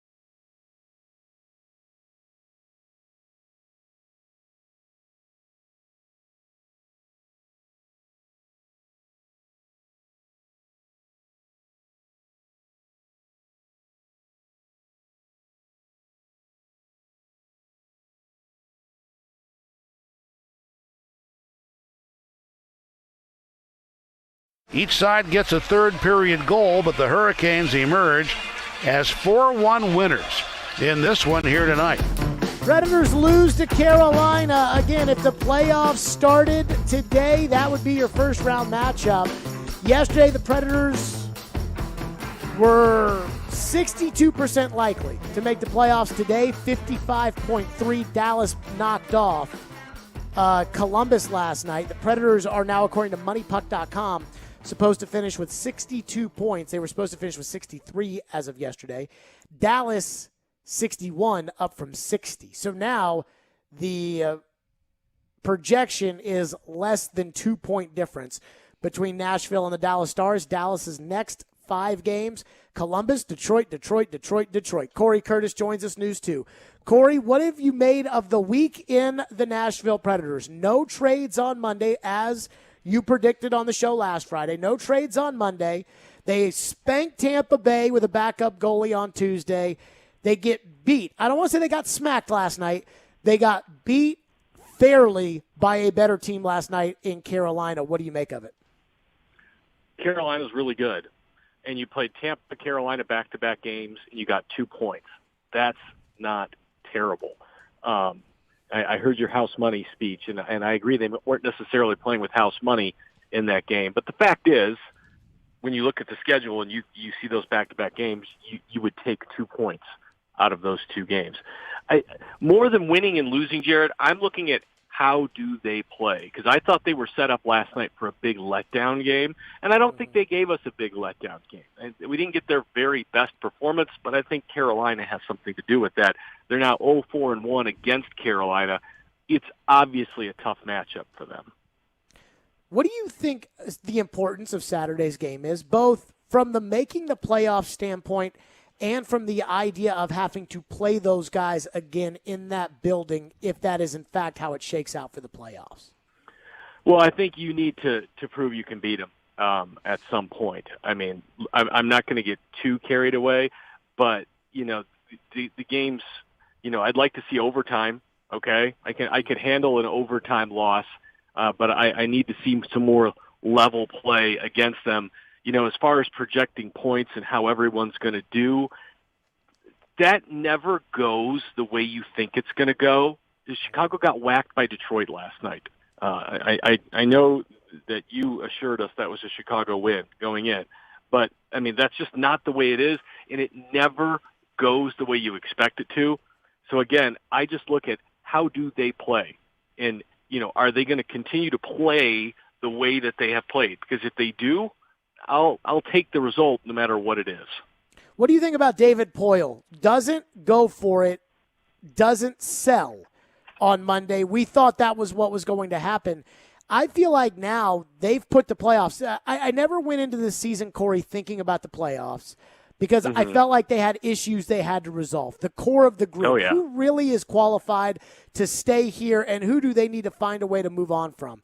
The coach, can he coach? I think we've learned our lesson with John Hines. I think he can coach. That has been solved for me. The young players, Fabro, Tolvanen, maybe Tomasino, maybe David Ferentz, who is kind of a key core guy going forward. Can they be core NHL players? Those were the questions entering the season. But after they didn't sell Granlund, Cousins, or Haula the other night, I said to myself, now I feel like the playoffs are a tangible goal, and not making the playoffs would be a disappointment. How important is making the playoffs right now for this organization and for David Poile? Well, I think the fact that he didn't sell says it is. It says making the playoffs. These were the numbers like a decade ago. A home playoff game at like $900,000, and to the Predators, who don't have the huge radio and TV money that other teams do, those home playoff gates are big, especially if you can get into round 2. But I think also for this team, it would be very symbolic, like you talk about answering those questions and turning a corner, because they didn't look like a playoff team, and to get to the playoffs would be a very huge victory for this team. And then you see, how the chips kind of fall. But look, the players that we've talked about trading away, the ones you just brought up, Granlund and Haula, Ekholm's name came up forever. Those guys are playing really well. Okay? So you would be trading away guys who are playing really well as you're trying to get to the playoffs. I think if he had good offers for some guys that maybe they feel like they can move on without, he probably would have taken them. But those guys don't have much value right now for the contracts that they're playing under, and they're hard to move. But these guys who are cheaper on better deals, who are playing hard and playing well, it's tough to move on from them when they're the guys driving the train. It's just, I guess this is going to sound rude, and I don't mean it to be rude, but to I just me or feel to like, someone else? I'm trying to brace myself. well, kind of to the organization. Okay. If they make the playoffs, I think anything outside of that is just icing on the cake. If the Predators make the playoffs and they get beaten by Carolina in 5 games, they get beaten by Tampa in 4 games, like, I'm not going to love it, but okay. At least they made the playoffs in what looked like through the first half just a dumpster fire of a season. That's pretty remarkable in and of itself. If they don't sell on Granlund, Haula, and Cousins, and they don't end up making the playoffs, I think there have to be consequences for this group. I think there have to be consequences on the roster, in the front office. Like, I think there have to be consequences because you're telling us, you sold to us and the fans the idea that you should make the playoffs when you didn't sell those assets each of the last 2 years. I mean, that's a lot of picks that they didn't get for Craig Smith, Mikhail Granlund this year, Eric Haula, and Nick Cousins. Those are a lot of picks you didn't get. And I think there needs to be some level of consequence if this team doesn't make the playoffs. Listen, I understand what you're saying. But again, to me, it goes to more how are they playing? If they play well and they don't make it, then they don't make it. They played well, they didn't make it. And that happens sometimes. I feel like if they continue to play the way they're playing, that things will work out and they will get there. But we will see. I'm not prepared to punish a guy for not breaking up a team that had won 13 out of 16 games. I mean, look, I understand draft picks are awesome. I mean, you look at some of the players that Preds have gotten in round 2, Shea Weber, Roman Josi, Kevin Klein. They've loaded up in round 2 in the past. They've done well there. And so those picks certainly help you moving forward. I totally get that. But to me, and I know there are a lot of national pundits who still feel like, the shrewd move, the professional move was to sell and load up. But I continue to look at the history of the National Hockey League, and that is Edmonton getting to the Cup Finals as an 8 seed, the Predators getting to the Finals as an 8 seed, the Kings winning it all, getting in on the very last day. It's a crapshoot. And the guys and the way they're playing, I understand why they looked at those dice and said, yeah, let's roll them, because we would like to get to the playoffs. Because when this year started, we were really worried about the direction of our hockey team. There were certain radio hosts in town talking about 2, 3, 4 years to get the thing rebuilt and put back together. And how long was it going to take? And to be there before the season is over, and you learned a lot about the young players on your hockey team, to where, like I said, even if you don't make the playoffs, but you play your style the rest of the way, you just come up a point or two short, it's disappointing, but you see a path to get where you're going. Now, yes, it helps to reload with more talent and more good young players. I understand that. But you're playing for a goal, and only 16 teams are going to get to that goal. Corey Curtis, News 2, is our guest. I would say I have a hot take for you, Corey, which is right. Matt Duchene said on the the morning show in his weekly appearance that he thinks that he'll be back next week, which would be nice. Mm-hmm. The Chicago games and, the home stretch. I think we're going to see a better Matt Duchene than we've seen at any point in his tenure with the Predators. And I don't know what I'm basing that off of. I don't know if it's that guys, whether it's Cunnin or Ellis or Josi or whomever. Every player who has come back from injury played better than beforehand. Okay? That's very simple, because they know if they don't, they are not going to play. And I think Duchene is a special case, because I think this is his last chance. If he comes back and he still stinks, then I think he's gone at the end of the year. I think he is gone. And then literally pennies on the dollar, but they will make that sacrifice before that modified no movement kicks in. I think he's gone if he doesn't improve. I think he will improve when he comes back from injury. I know that's a really loaded take, but what do you think of it? No, look, I think I like the second half of the take better, that it's his last chance, because I agree with you.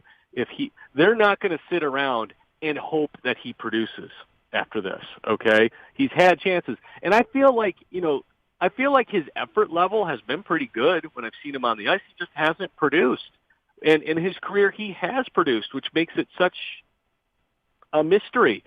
But you have young guys who are way cheaper, who play with a ton of edge and a ton of speed and a ton of grit, who are producing for you, because my next question was going to be, who are you taking off the ice?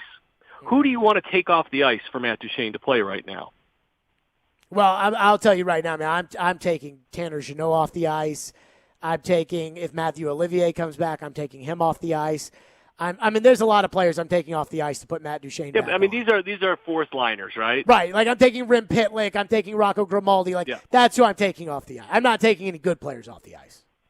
Okay. Well, again, those guys are all giving you something, all right? They're giving you a body, they're giving you speed, and they're giving you effort. And at a minimum, you've got to get that from Duchene when he comes back. And I would love to see it because, you think about if Forsberg can come back and play the way he was playing, and if Duchene can catch fire kind of the way that Arvidsson's caught fire, then suddenly you're a team people probably don't want to play very much. Sure. I mean, I looked at the power play last night. Caroline brought up the point about, the power play wasn't very good last night. Yeah, well, they don't have anybody to put on it. I was going to say, Tolvanen and Forsberg, that's like saying your bullpen's not very good and your two closers that are all-stars are out with, tricep tendonitis. You're going to have a hard time shutting the door in the ninth inning. Corey Curtis, News 2's our guest on a Fireball Hot Take Friday. Corey, what's your hot take this week? I was just thinking about it on the way over here. I think of all the draft picks that he has ever made for the Tennessee Titans, he's had a lot of good ones. He's had some stinkers. I think this year's first-round pick, there is more pressure on John Robinson than for any pick he has ever made before. There is such a layer of stink on this team from that first-round pick last year. I mean, it could be the worst first-round pick in the history of the National Football League. And they have got to get out from under that. And it's got to affect him when he goes into it and thinking, does he take a risk on a player with a high ceiling, or does he make a safer pick because he doesn't want to have 2 years in a row where he just absolutely comes up snake eyes? I think there's tons of pressure on J-Rob with this pick. He's got to get it right. The roster needs him to get it right, and I just think there's tons of pressure on him. I will say this to back up your point. If John Robinson messes this draft up, it will ultimately get him fired. It won't get him fired at the end of this year, but in 2 or 3 years from now, when you're going to need your 2020 first-round pick to contribute, and your 2020 second-round pick, and your 2021 first-round pick, and your 2021 second-round pick, and if those guys just aren't producing, your team will stink. And if that's the case, then you will get fired. So I kind of agree with you. The pressure to hit this pick out of the park, you don't need an all-pro. You just need a starter who is a meaningful contributor with this pick at 22. And look, if you could bring in a Jack Conklin, that would be absolutely fantastic, okay? If you could bring in even Harold Landry, okay, that would be, a guy. I mean, Harold Landry's played a ton of football for this team and made some meaningful plays. If you could put, that's kind of, that's what he needs to do. He's got to hit at that level or better, all right? He can't have a guy who's on the field half the time, off the field half the time. Hey, we think he might be pretty good if he could just stay healthy. He's got to have a guy. He's got to come up with a dude. Corey Curtis, News 2, as always on our program on Fireball Hot Take Friday. Always good to talk to you, Corey. We will talk soon.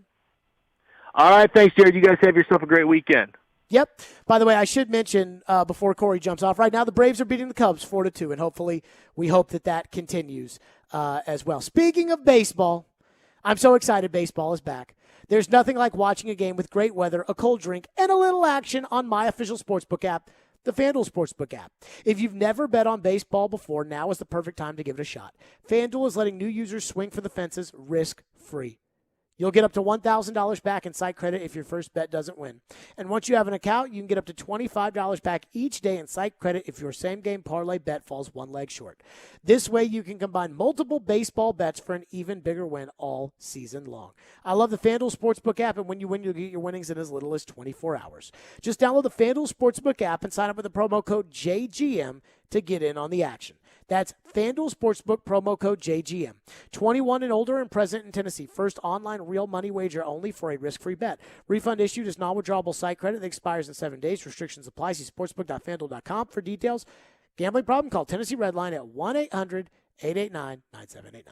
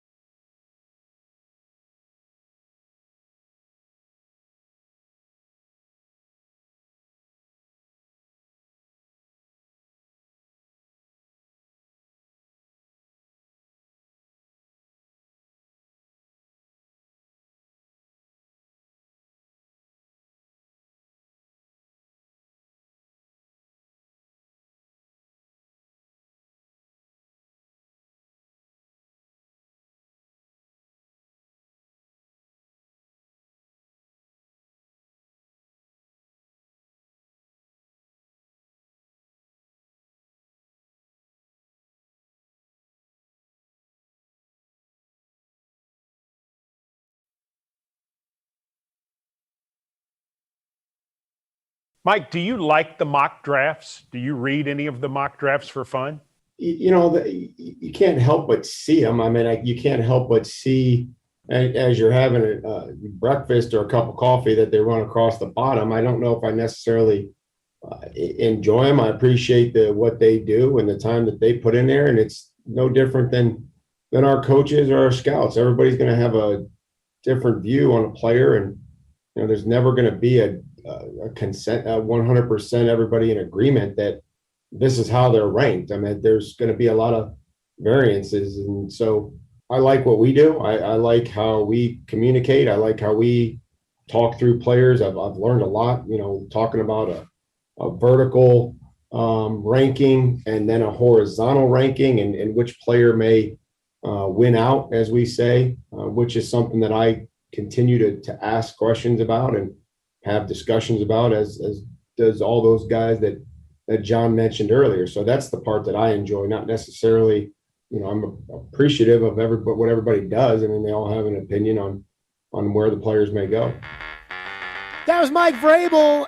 Ian, do we believe that Mike Vrabel appreciates mock drafts? I don't know if he appreciates the mock drafts themselves, but maybe perhaps more the work that some of these guys spend in looking and all that kind of stuff. Did you ever feel like Floyd appreciated the mock drafts? No, not really. No. It was funny. I used to always joke with him about, what would it take for you to watch all the film like you were still the general manager before draft time, and we talk about these things and do mock drafts, and he goes, I charge $400 an hour for that, and I'd be watching film all day, all night. That's how I feel about it. And I was like, okay, that makes sense to me. Now you know why the GM and coach get paid as much as they do. So Vrabel was asked in his little Q&A with the fans yesterday. Mike Vrabel was asked about repeating as AFC South champions. I mean, the one thing I think the Titans maybe don't get enough credit for is that they were, in fact, AFC South champions last year, finishing ahead of Indianapolis. The over and unders are out. They have the Colts at 9.5 wins, the Titans at 9 wins. So Vegas does not feel comfortable about saying the Titans will repeat as AFC South champions. But here's what Mike Vrabel said about repeating as AFC South champions. Well, I'm always going to be confident in who we are and in our organization and our staff and most especially our players. But I don't think that we're even there yet. You know what I mean? We're in a conversation of an off season where everybody is starting back over and hopefully trying to find ways to improve on the things they did well, and then, fix and make the things that they didn't do well better. And, that's where we're at. That's where our focus will be on Monday, trying to build competent, competitive, complete and consistent players. Like, that's my focus as we start the voluntary offseason program next week that will be virtual. And it won't be about, winning the division. It'll be about trying to make, raising expectations. Like, that's going to be something that we're going to try to focus on, is raising our expectations and doing the things we did last year, but doing better. So with that, I asked the question. Vrabel won't answer it. I understand why. Coaches don't answer questions like that. Caroline Fenton, should we look at this season like they should defend the AFC South championship, or are we in line with the national groupthink that, hey, Indy, they are building a great roster. Indy, watch out for Indy. How do we feel? Well, I think that every team should go into every season thinking that they are going to win their division. I think that's how you win games. And okay, but if we were hosting a show in New York and we were talking about the Jets, we wouldn't be talking about it. You think the Jets should win the division this year? Hey, let's take your phone calls. New York radio. Hey, do you think the Jets should win the division this year? Let's go to line 1. Go ahead. Hey, Stillman, you guys are stupid. You're saying that the Jets should win. The Jets haven't won a game in 15 years. What are you talking about? That's the reaction we would get in New York. Well, we're not New York. But you just said every team should think that they should win. Every they local should. Market should look at their team and say they should look at their team and say that they should win the division. Will they? Will the Jets win their division? I'm going to give that a hard no, not a hard no. But yes, to your point, I absolutely think that the Titans should go into the season thinking that they should win the AFC South, because why not? They have such a wonderful advantage in this division because they're coming back with a lot more consistency than the rest of these teams. The Jaguars are going to have a new quarterback. The Colts have a new quarterback. The Texans, who knows what in the world is going on in Houston. So I think, yes, absolutely 100%. There is no reason why the Titans should not repeat. So I'm going to say it in the exact same terms, but maybe be a little bit louder. Yes. Vrabel said that we always want to raise the expectation here. Guess what, Mike? You've raised the expectations. The AFC Championship game appearance and the division title last year raises expectations. It's called sports. Don't like it? Don't live in the big house you live in or have the nice cars you have or whatever it is that you spend your money on, because you've got a lot of it because you're a coach. Because that's the pressure that comes with it. Yes. I mean, again, And to me, the Titans, you can make the argument the Titans are a worse team this year right now. Vrabel is right by saying, look, we're not there yet. I mean, to sit there and talk about defending the AFC South and we haven't even had the draft yet, no, we're not there. But Houston is an unmitigated disaster. The team hates the organization. They don't like the general manager. And the star quarterback, the only good thing going, has, 22 sexual misconduct lawsuits coming against him? I'd say that's not a good offseason for them. And they don't have any draft picks to get themselves out of it. So they literally over-under, they are the worst team, the Texans are. So forget about them. The Jags, I'm not going to tell you the Jags will be good in a couple of years because I don't know that. You know, the teams that pick first every year and they get transcendent quarterback, they get number one quarterbacks.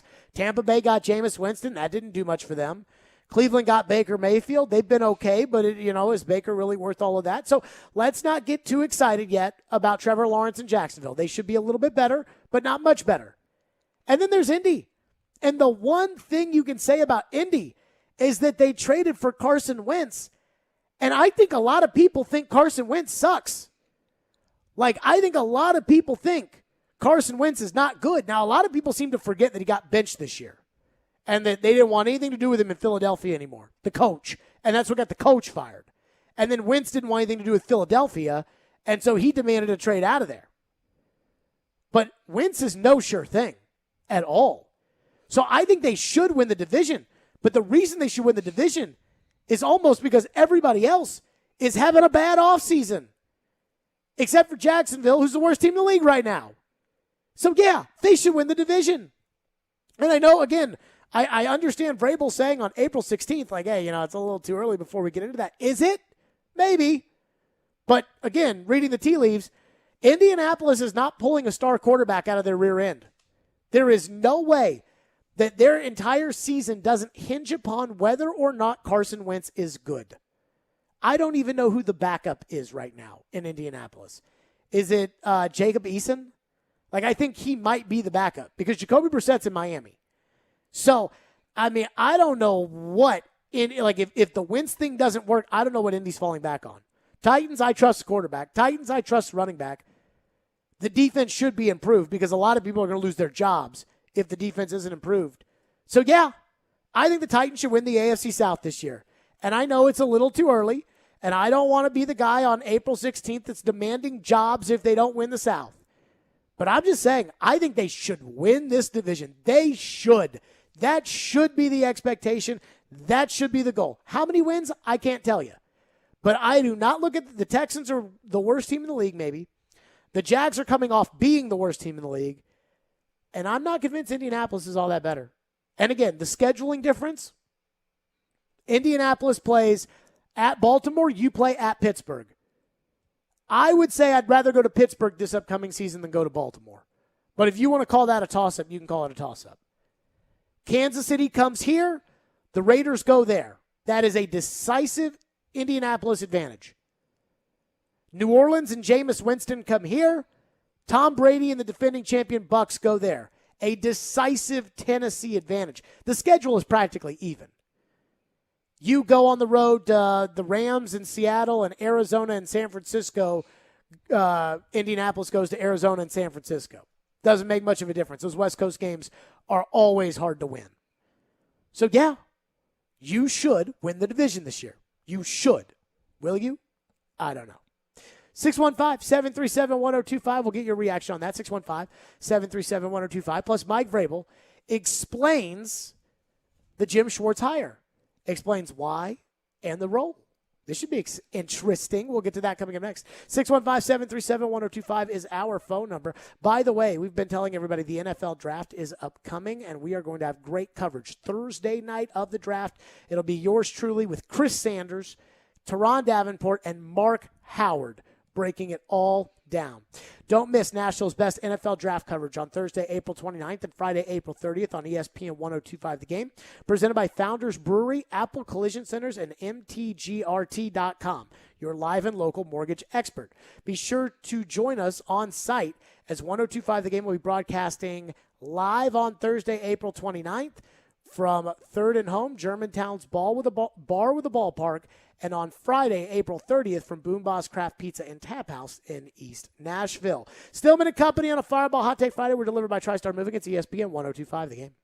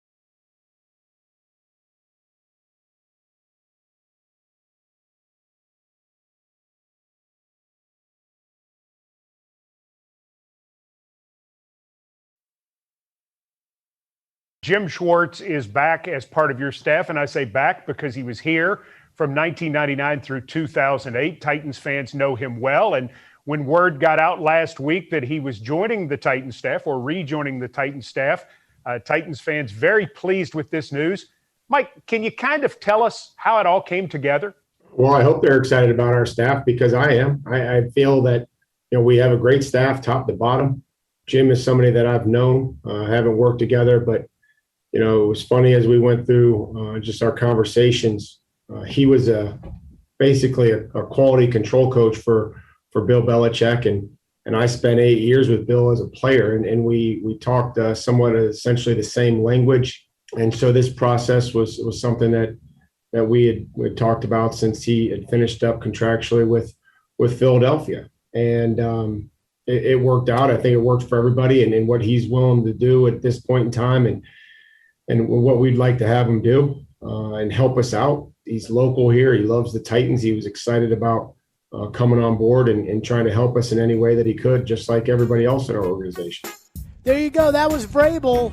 Somebody texted me when Vrabel was asked the question about, being AFC South champions and said, oh, that was a nice answer from Vrabel. Like, when people asked him questions about Shane Bowen, those are the kind of answers they want. Like, that's total BS. The idea of, hey, it's funny. He worked kind of as an intern for Belichick, and I played for Belichick, so obviously there's the connection there. And there are people that will hear that go, oh, yeah. In that 1995 Cleveland documentary, Jim Schwartz was on that staff under Bill Belichick. But nobody would say, well, why didn't you consider Matt Patricia for defensive coordinator? Or if you guys spoke the same language, why didn't you think about Schwartz to be coordinator or things like that? So all you have to do is to pretend to be excited in your answers, and people will leave you alone. I mean, Vrabel's sitting there talking about, oh, I'm excited for our staff. Didn't feel that way last week. I mean, maybe if you just didn't have an adversarial relationship with everybody about everything, maybe it'd be a little bit easier. And I just think it's funny that they called that a nice answer. Like, that was a pretty average, like, the way that a coach should I respond. Said nice answer, so, Okay, yeah. That's a pretty average answer, I think. But it's funny that in Vrabel speak, that's a nice answer. Well, and it's also funny because Vrabel never talks about Belichick. It's always like, you take the job. What do you think about Belichick? Well, I was also around Urban Meyer. Was also played for Bill Cowher. Was also around Bill O'Brien. I mean, I've been around a lot of coaches. Oh, I don't want to single out Bill. Now it comes to Schwartz. Oh, yeah, we both, he played for Belichick. And we got it, Mike. We got it. Speaking of Jim Schwartz, we don't know what Jim Schwartz's role is going to be with the defense. And Vrabel was asked about that yesterday. Here's what he said. Will his role kind of unfold over time, Mike? Well, I think what his role is just like everybody else, is to help the team, help us win. No job is too small for any of us.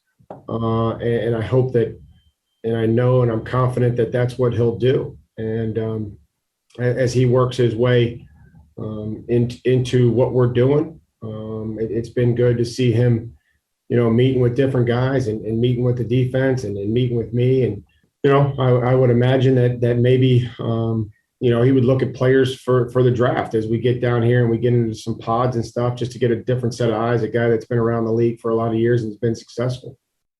So what do we think his role is going to be? Just trying to help the team, Jared. Oh, no. What do we think his role is going to be? Do we think it's like an advisor? Like, is he coaching the coach? Is that his role? Like is he coaching the defensive coordinator? I mean, Vrabel, the way he threw that in there at the end with the, maybe he'll look at players and just give us some eyes. And as we, set up some pods, maybe he'll look at some players for the draft. Like, maybe. Like, you're the head coach. You should know what this guy's job is. You should know that. And if you need to hire someone to coach your defensive coordinator to defensive coordinate, then shouldn't that person not be your defensive coordinator? It's my Philip Fulmer theory of he's not really the athletic director. He's the coach of the coach. Mm-hmm. Sometimes I don't believe in coach of the coach, but sometimes people are hired to essentially be the coach of the coach. And then when the coach got fired, Philip Fulmer got fired at the same time.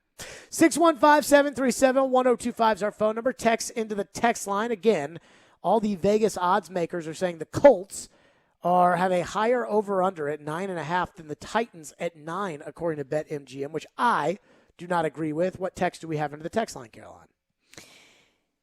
Jeff says Jim Schwartz knows Carson Wentz, so the Titans are going to sweep the Colts. You buy that? No, I don't. Why? I don't buy that because someone who is going to, whose role we don't necessarily know, they're going to sweep the Colts, who's projected to supposed to be better than the Titans. I think sweep is a little bit of a big word. They may beat the Colts in a game or two. I think Jim Schwartz knowing Carson Wentz maybe gives you a little something. Like I don't think it's worthless. It's not the contributing factor that the Titans are going to beat the Colts. I would also say, sweep the Colts. How much has Jim Schwartz schemed in his career against Carson Wentz? Carson Wentz has been on his team, so he's never had to scheme against him. I just think that the issues with Wentz are un-Titans related. I just think Wentz is totally in his head. I just think Wentz, all those things that came out about, unspecified players said not a good enough leader, and teammates on the Eagles saying they preferred Foles to Wentz, and TD, who covered that team, going in that locker room saying that he talked to dudes off the record that told him they liked Foles more than they liked him. Or last year when Jalen Hurts got put in there and you had Miles Sanders say, hey, this is the kind of leadership we need. I think that is going to be Carson Wentz's problem more so than I think Jim Schwartz is going to be Carson Wentz's problem. Do you think that's more of a Carson Wentz problem and not a Philly problem? I think that it's probably a little bit of both. I think the problem, though, is I'm not sure you overcome that. If you can't stop reading the papers, if you're not a good leader, that's not going to change when you go to Indianapolis. With Ryan Tannehill, it was funny because we didn't know much about Ryan Tannehill, right? Like, he was the starter in Miami, which is as boring of a franchise as maybe there is in the NFL. Take out Don Shula, and the Miami Dolphins are incredibly boring over time. They're not exciting. Like, the Dallas Cowboys may not be very good, but they're at least interesting, exciting on television. We know all their players. Tannehill was really nondescript, in Miami. Like, we would see him a couple of times on TV a year, but that was it. And then Tannehill kind of gets cast aside, and nobody says much about it. And then Rashard Matthews, who played there, goes on the midday show when the Titans make the switch, and he played with both Mariota and Tannehill, and he was basically saying, Marcus was a good guy, Tannehill's a better leader. And Tannehill immediately changed things when he came in as quarterback. His leadership was evident on the field. With Wentz, it's the other way around. Like, we don't really know much about it because we didn't pay much attention to it because he was in Philadelphia. But the more you kind of hear from people that kind of know what they're talking about, the more you hear, his leader, he doesn't really do it for the rest of his team. And I'm not sure you grow out of that in the NFL. At least I don't think you grow out of it at this stage. Maybe you grow out of it from your rookie year to your second year, but I'm not sure you grow out of it when you're almost 30. Right. Yeah, I think that, he did enter a very difficult position, coming in after your Super Bowl winning quarterback. There's going to be a little bit of hesitancy from your team, but if you're there for that long and people are still saying, oh, we didn't just prefer Foles to Carson Wentz, we also preferred Jalen Hurts. It wasn't just a one-time thing that, we missed that guy that we won a championship with. They brought in a new guy, and they still preferred this new guy over him. So, yeah, I think that would definitely pose a challenge in Indianapolis for him. 615-737-1025 is our phone number, 615-737-1025. Preds get beat by a better team last night in Carolina. Better team in the standings, better team on the ice, a healthier team. They've accomplished more as a group. Coming up next, how important is tomorrow night's game? What happens if we see the same thing tomorrow night that we saw last night? How will we feel? That's next. Stillman and Company right here on ESPN 1025 The Game on a Fireball Hot Take Friday. Let me tell everybody, join us tomorrow for the official Nashville Soccer Club pre-match party at the Hard Rock Cafe downtown at 5 o'clock. Stop by our tent for some game swag and enter for your chance to win a pair of tickets to a future Nashville SC home game. Stillman and Company on a Fireball Hot Take Friday is delivered by TriStar Moving. It's ESPN 1025 The Game.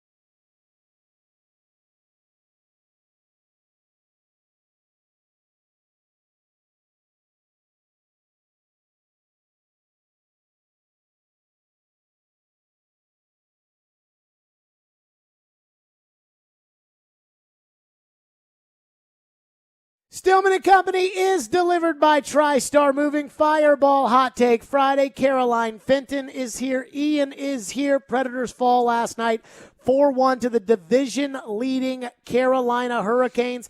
They will play tomorrow night in Raleigh right here on ESPN 102.5 The Game. And again, I think it's important to win one of these two games for the standings, for the idea of making the playoffs. MoneyPuck.com, the Predators, as of yesterday, were had a 62% chance of making the playoffs. It's down after last night's loss to 55.3. They were supposed to finish with 53 points yesterday. Now they are on pace to finish at 62.1. I also think they have 3 big games against Chicago. Chicago right now has a 6.3% chance of making the playoffs after they lost to Detroit yesterday. Chicago is going to give you their best shot in those 3 games. I think it would be important to get off the schneid. In fact, just looking at the numbers, Caroline, I've gone over this, but in the span of the next 5 games for the Predators is the 8 games for Dallas, as they have to make up all the games in hand. The Preds are at Carolina, Chicago, Florida. Dallas is at home to Columbus, who stinks. Detroit, who stinks. Detroit, Carolina at home, at Tampa Bay. I will assume that Dallas will go, 5-3 or so in those 8 games?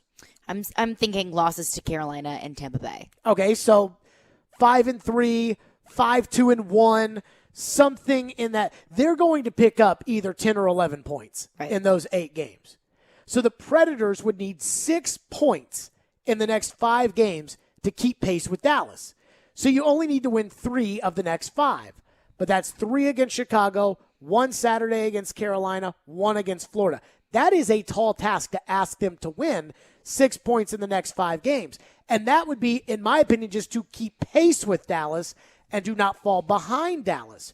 So now that we know that, and now that we know that Carolina is the team most likely to face them in the first round of the playoffs, how important is Saturday night's game?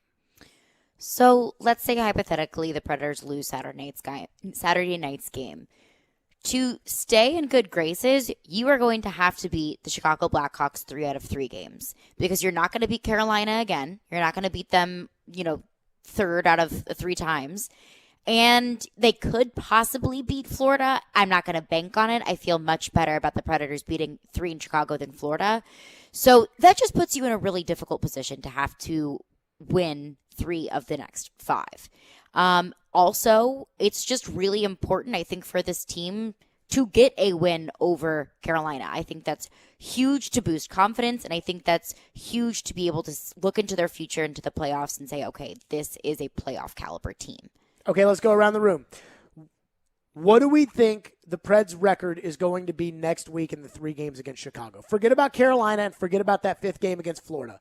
What do we think the Preds' record is going to be in those 3 games next week against Chicago? I should go first since it is Stillman and Company, but I'm going to do that thing where the guest goes last, or the home team goes last. So, Ian, 3 games against Chicago. What do you think will happen? 1 at home, 2 on the road. I'm leaning either. I'll go 2-1.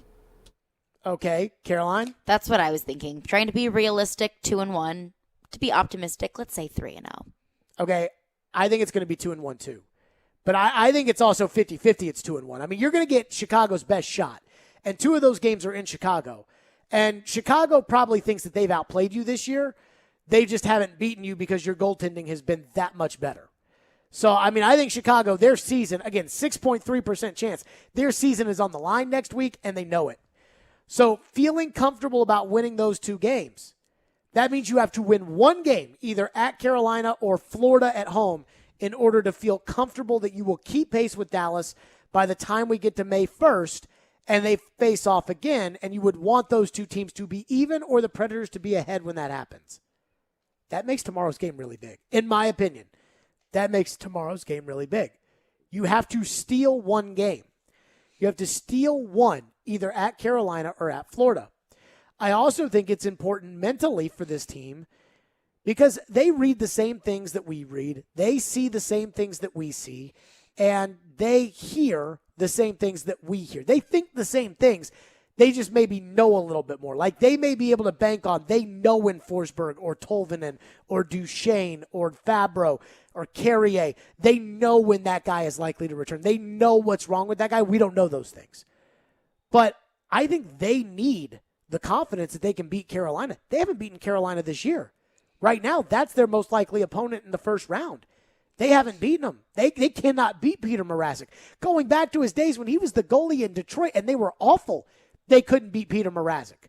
So I'm definitely, I look to tomorrow night's game. I think there is some real juice tomorrow night in order to get it done because you really are 50-50 as far as the playoffs are concerned. And there's not a lot of confidence that even if you make the playoffs, you could knock off this Carolina team. I mean, even Crispy, last night on the broadcast, after it was over, I thought this was concerning. Certainly Crispy says a lot of things. Crispy works for the team. But he says a lot of things that sometimes, I'm sitting at home watching and I'm like, oh. And I thought the Predators played hard against Carolina. I certainly thought Carolina beat them up a little bit. But then Crispy really highlighted it last night, and this is certainly on my mind. Here's what Crispy said last night. And you know what, guys? I shouldn't have been surprised, but I wasn't counting on this from the Carolina Hurricanes. The physicality they threw at us. Now they're on they're first place in the division for a reason. But I thought tonight that they took it to us, and they took us to the woodshed in the latter part of that game. And the only one unit that could do anything about it was Sisson's unit to retaliate for it. But I mean, they were taking us into the boards heavy. And I don't think this is an isolated incident. Dallas beats you up. That's Dallas's whole plan. I mean, they dirty you to death. The Dallas Stars do. And I think Dallas does it because they know it works. I think Rod Brindamore, I think that's his plan. I think he wants to rough them up. And I think he wants to leave a mark. And if I'm the Predators, you got to go into that. I mean, we know Detroit wants to take some cheap shots. I think that this is kind of I think the book is out on the Predators that if you bully them, if you bloody their nose a little bit, they maybe cower back some. That could be the reason why they acquired Eric Gabranson at the deadline. A big physical guy that we read one of those, hockey guys in Canada said that they thought it was important that he was on Ottawa's team to protect those young players. Maybe that's why. But I certainly think that there's some real juice tomorrow night, and I think they've got to put up a fight against Carolina, and they can't let them bloody their nose. And I think that they need a win for the standings, but they need a fight-back game. For so many different reasons, they need a fight-back game tomorrow night. If they could play the entire game like they played the first period last night, what do you think would happen? They probably would have. I mean, I think that just the way that game had played out, if I had to go, I would say I'd give you a final score. If they played that way for 60 minutes last night, they would have lost 2-0. Because I think Carolina would have potted in either an empty netter or they would have scored one in the second or third period. I mean, I'm not taking anything away from Carolina. They beat the crap out of you last night. But at some point, you got to, the whole point of doing this is you play to win the game. At some point, you got to step back and you got to give it back to them. Or you got to find a way to put the puck in the net against them. Because they haven't done that this year. Even the closest they came, they lost in overtime, I believe, to start that road trip that changed their entire season. Well, you need to win. Because if you get to the playoffs against these guys and you play your cojones off and you still lose, it doesn't really make much of a difference. 615-737-1025. That's the question for the texters and the callers. How big's tomorrow night's game for the Preds? How concerned were you, as Crispy said, that Carolina physically really took them to the woodshed? How worried should we be? 615-737-1025. Plus another element that we're going to have to start monitoring with John Hines, especially if they end up in the playoffs. I'll explain what that is next. 615-737-1025. Plus, we are giving away Preds tickets for Monday night's game. We just went over how big of a game Monday night's game is going to be. We are giving away tickets later this hour. So be listening for your chance to win. 615-737-1025 is our phone number. 615-737-1025 here on Stillman and Company. And starting Monday, listen to the game every weekday for your chance to win $1,000. It's the game's 1K payday. Listen for keywords at 9, noon, and 3. When you hear it, go to theGameNashville.com and enter the keyword for a shot at $1,000. Stillman and Company is delivered by TriStar Moving. We're live from the wholesaling studio, powered by RumbleOn.com. It's ESPN 102.5 The Game.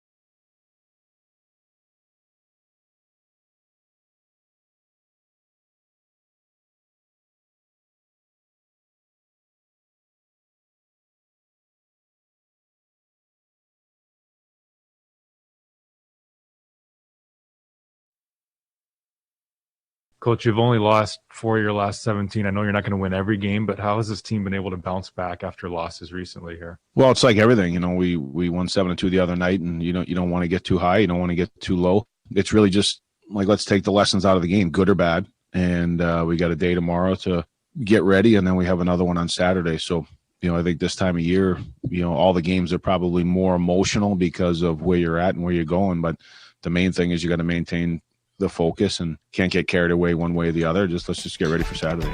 John Hines says you can't get too high, can't get too low. You got to learn the lessons.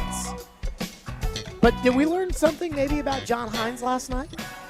You know, one thing that I always think about when you get into a playoff series, and a playoff series is so different in hockey than the regular season. In a typical year, the regular season, you fly to Philadelphia, play, fly to New York, play, then you play the Islanders, then you fly home and it's Dallas, and then you host Ottawa, and then it's on the road to Anaheim, and half these teams you don't ever play again.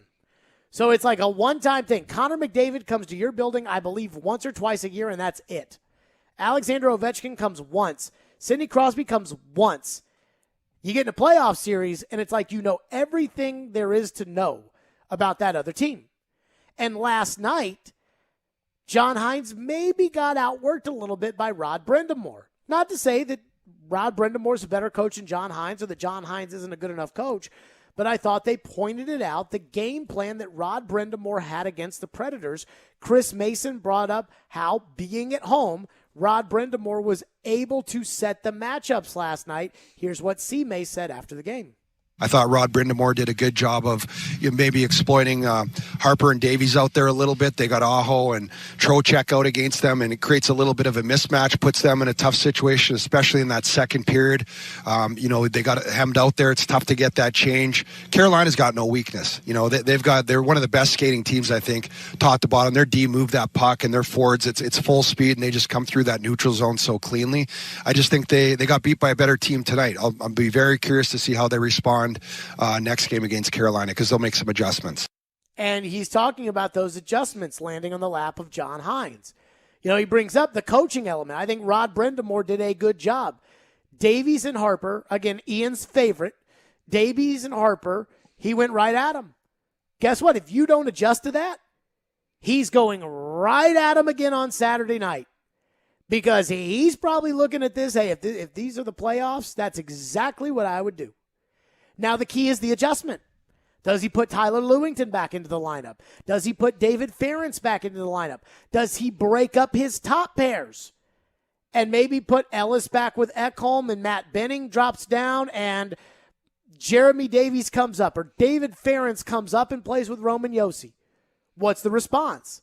And speaking of Roman Josi, Hal Gill pointed to another element of Carolina's game plan last night, and which he thought really stymied the Predators. Here's what Hal had to say on the postgame show last night. You know what they also did? They suffocated Josi. Every time he'd go up, he'd have a defenseman on him and a forward right behind him. So he couldn't cut back. He couldn't escape. They just took away all the time and space from him. So he wasn't able to change the game the way he usually does. A great job coaching from Brind'Amour to get those line matchups and to get the looks that he was looking for. But a great job from execution from the team to do all those little things right to make it a miserable night for the Preds. So we went through the process with John Hines of figuring out whether or not this guy could coach in general. When he was hired, there was a lot of evidence that said, this guy may not be a very good coach. So we were very skeptical about John Hines. Now we know John Hines can coach. I feel very confident that John Hines can lead this group as the coach. But if you make the playoffs, and if that's the goal, and that's what we're talking about, at some point, Hines is going to have to be able to out-scheme or outmaneuver some of the best coaches in the league. He's going to have to find a way to put together a plan to knock off teams and have better players than he does. And so that may be the next step in evaluating Hines, is how does he react to Rod Brind'Amour, who I think we would all agree is a pretty good coach, turn things around in Carolina. I mean, they really sucked for a while in Carolina, and he turned it around, and that team believes in him, and he's a good coach, and he's gotten them deep into the playoffs. And I'm not saying he's the gold standard for coach in the league, but he's a good coach. How is Hines going to react to him, I think, is a big question. How much do we analyze John Hines and adjustments made from one game to the next game when they're playing these series and this weird, kind of crazy, whatever you want to call it, year?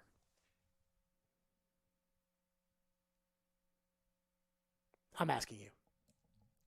I don't know. That's the thing. I don't know. So so tomorrow when you watch the game, if they go right after Harper and Davies, we're not going to look at John Hines and say, uh-oh.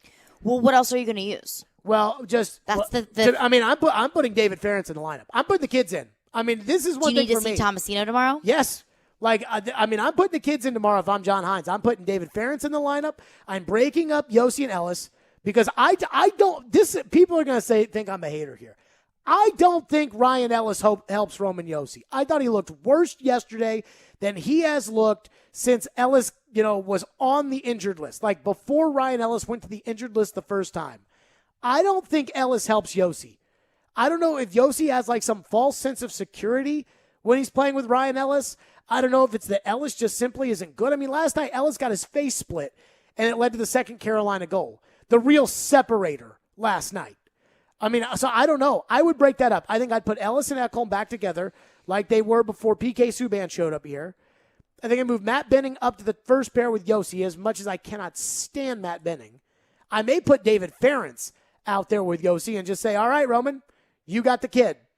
I might do all of that.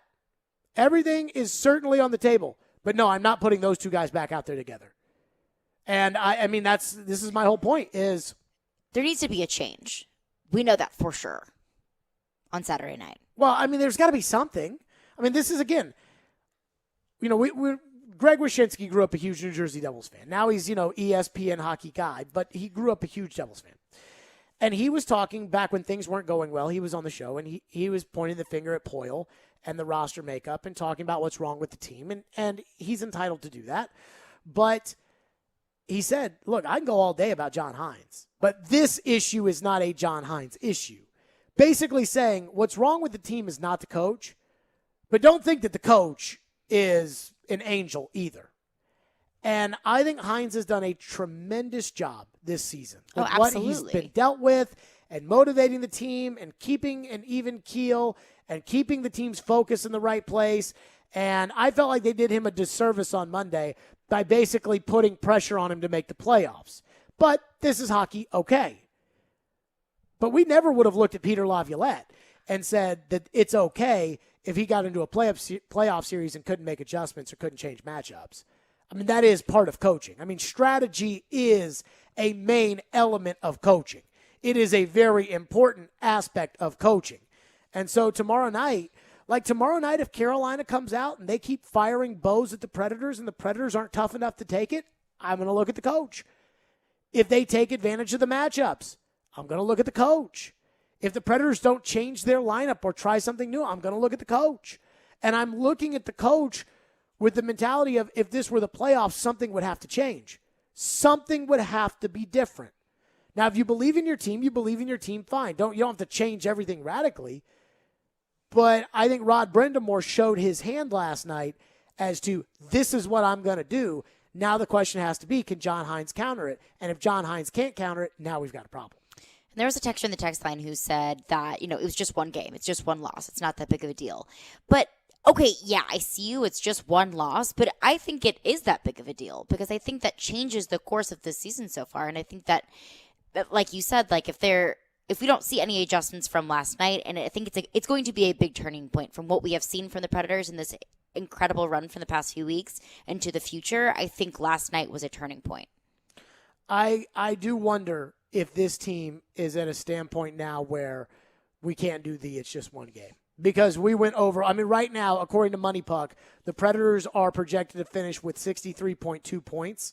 Or, 62.1 points. Yesterday, 63.2 points. The Predators are expected to finish at 62.1. Dallas at 61.1. That is 1 point. Right now, the estimation is at 1 point. That's not 3 games. That's not even one game. That is 1 point. Again, just to keep pace, the Predators are going to have to win 3 out of their next 5 against Carolina, Chicago, and Florida. They're going to have to win 3 of those just to keep pace with the expectation of what Dallas is going to do. So the idea that it's one game or the idea that, it's a playoff series and if you make the playoffs and you lose both games in Carolina, so what? It's fine. To me, there's a lot of noise now. Like there is like a prove it factor out there. There is a something out there that we just got to see a little bit better. And if the Predators were in a more comfortable situation, then I would say, sure, it's one game. If it was February, then I would say, sure, it's one game. That's not the case in either of those two. So no, the one game mindset is not in the Predators' favor. I mean, they can lose tomorrow because if they sweep Chicago next week, it'll be fine. But it just puts them in a difficult spot. It puts them in a difficult spot. It possibly puts them behind Dallas's pace if Dallas wins tomorrow against Columbus. It puts them behind Dallas's pace. It puts them in a difficult spot. And mentally, I think it burns you to the idea of having to play Carolina in the playoffs. 615-737-1025. We'll get to your text on this coming up next. If you got a Preds thought, get it in. 615-737-1025 is our phone number. Fireball Hot Take Friday. Boy, there is nothing like a great sports weekend and hanging out with your buddies and enjoying ice-cold Fireball Cinnamon Whiskey. This time last year, I was talking to you about virtual happy hours and some of the things that we had to go through, and now it feels like we're coming close to the other side, and there's no better way to enjoy it than with ice-cold Fireball Cinnamon Whiskey. Summer is right around the corner, and it is a drink that Nashville made famous. That's right, Nashville made Fireball what it is today. So go ignite the night. Please do it responsibly and be 21 years or older to enjoy. That's Fireball Cinnamon Whiskey. Stillman & Company is delivered by TriStar Moving. It's ESPN 102.5 The Game.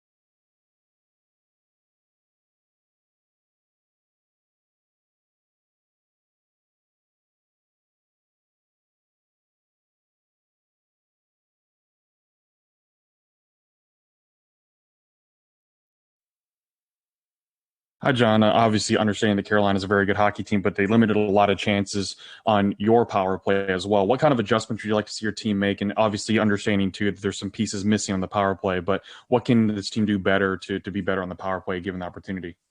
Well, I think when you look at it tonight, I mean, we didn't win many faceoffs on the power play, so we were starting from breakouts for the most part. A couple times we did win the faceoff. We didn't get bumped. So when it went back to the D, he was immediately under pressure, and they like to have a strong pressure kill, as do we. So it's hard to be able to make plays. So that's one. I thought our entries on the forecheck, because we had to break out so much on the power play, our entries weren't good. They did a good job standing at the line, denying entries, getting sticks on pucks. So I think there's a couple of other areas we can address too, but I think it starts with those two. There you go. That was John Hines last night, and the power play was not good. And again, the power play was something that held the team back a couple of years ago. And it looks like they finally got it figured out, and then Ellie Tolvanen gets hurt, and now they're playing Carolina. And, I sat there and watched the game last night, Caroline, And I thought to myself, man, it feels like it's been forever since the Predators had a scoring opportunity. I mean, like a solid chance. Like early in the game, they had opportunities. They just didn't pot them.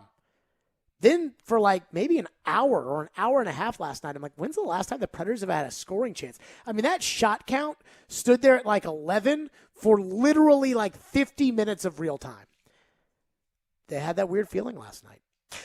What are the fans saying as we go to the phone line? 615-737-1025. Text line driven by WilsonCountyHyundai.com. What's in the text line? One texter says, how much better do people think Forsberg and Tolvanen make this team? At best, they average around 1.5 goals a game. They still lose against the top 3 if they're spotted 2 points. So, Ian, I'm going to kick this one to you. I think the Predators are a pretty good team if Forsberg and Tolvanen are on the ice right now. And I would add Carrier and Fabro, and I don't even like Fabro. Let me say this. I heard the Midday Show ask David Poyle about Fabro this week. Fabro's going to be a restricted free agent at the end of the year. I don't know if I really like Fabro long term. Like, I keep waiting for him to turn the corner, and he doesn't turn any corners. But I know it's young. He's, he makes some nice plays. He's athletic. He's good, but he does a lot of dumb stuff too. I'm still waiting. He almost feels like he's regressing at times with Fabro, sadly. And things that Fabro did wrong, you used to be able to chop him up, just say, it's a rookie mistake. Just chalk it up to that. And now I don't feel that way anymore. But I think they're a lot better if Forsberg and Tolvanen are on the ice. Forsberg, Tolvanen, Carrier, I think they're a lot better. Do I think they go toe-to-toe with one of these teams like Tampa Bay or Carolina? I think they're still probably kind of far behind them. If they went in with this lineup into a playoff series, 5 games would be the best I think they could do. What do you think, Ian? Well, there has been times throughout the streak where they've won games pretty much solely based on Saros and a couple of timely goals on the power play. And without the timely goal like that, there was a time, I think, last night's game, I don't know if they were down 2-0 or 3-0, but if they would have got a power play goal there towards the end of the second, it really could have gotten some momentum going into the third, only down 2 goals.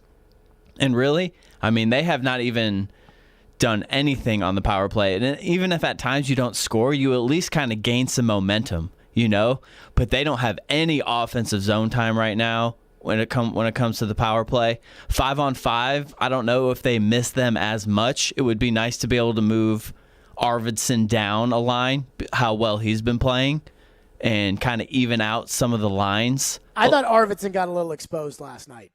Those big guys from Carolina, they definitely took it out on him last night. Yeah. But in general, it would be nice just kind of even up some of the scoring and have a little bit more options there. But I really, to Caroline's point earlier, I really think they're missing them big time on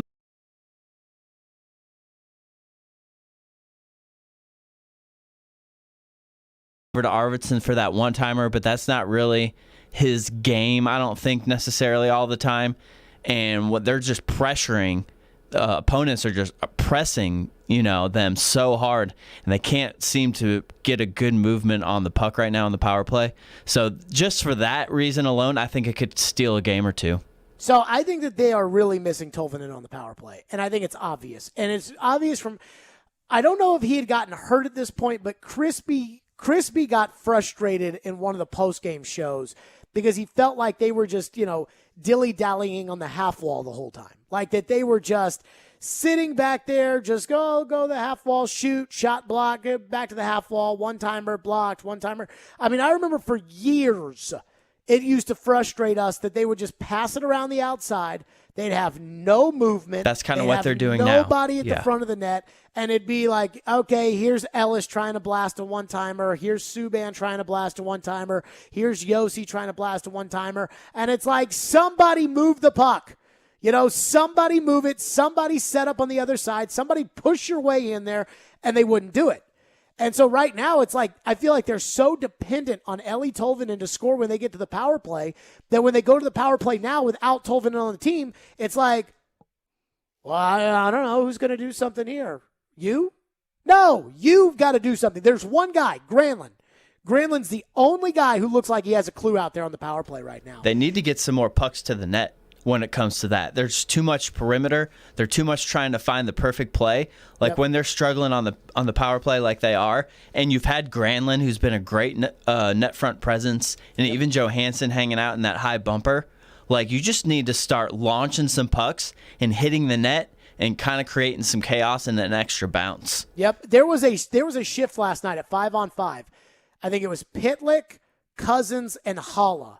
And they were it was early in the first period, and they were in Carolina's zone.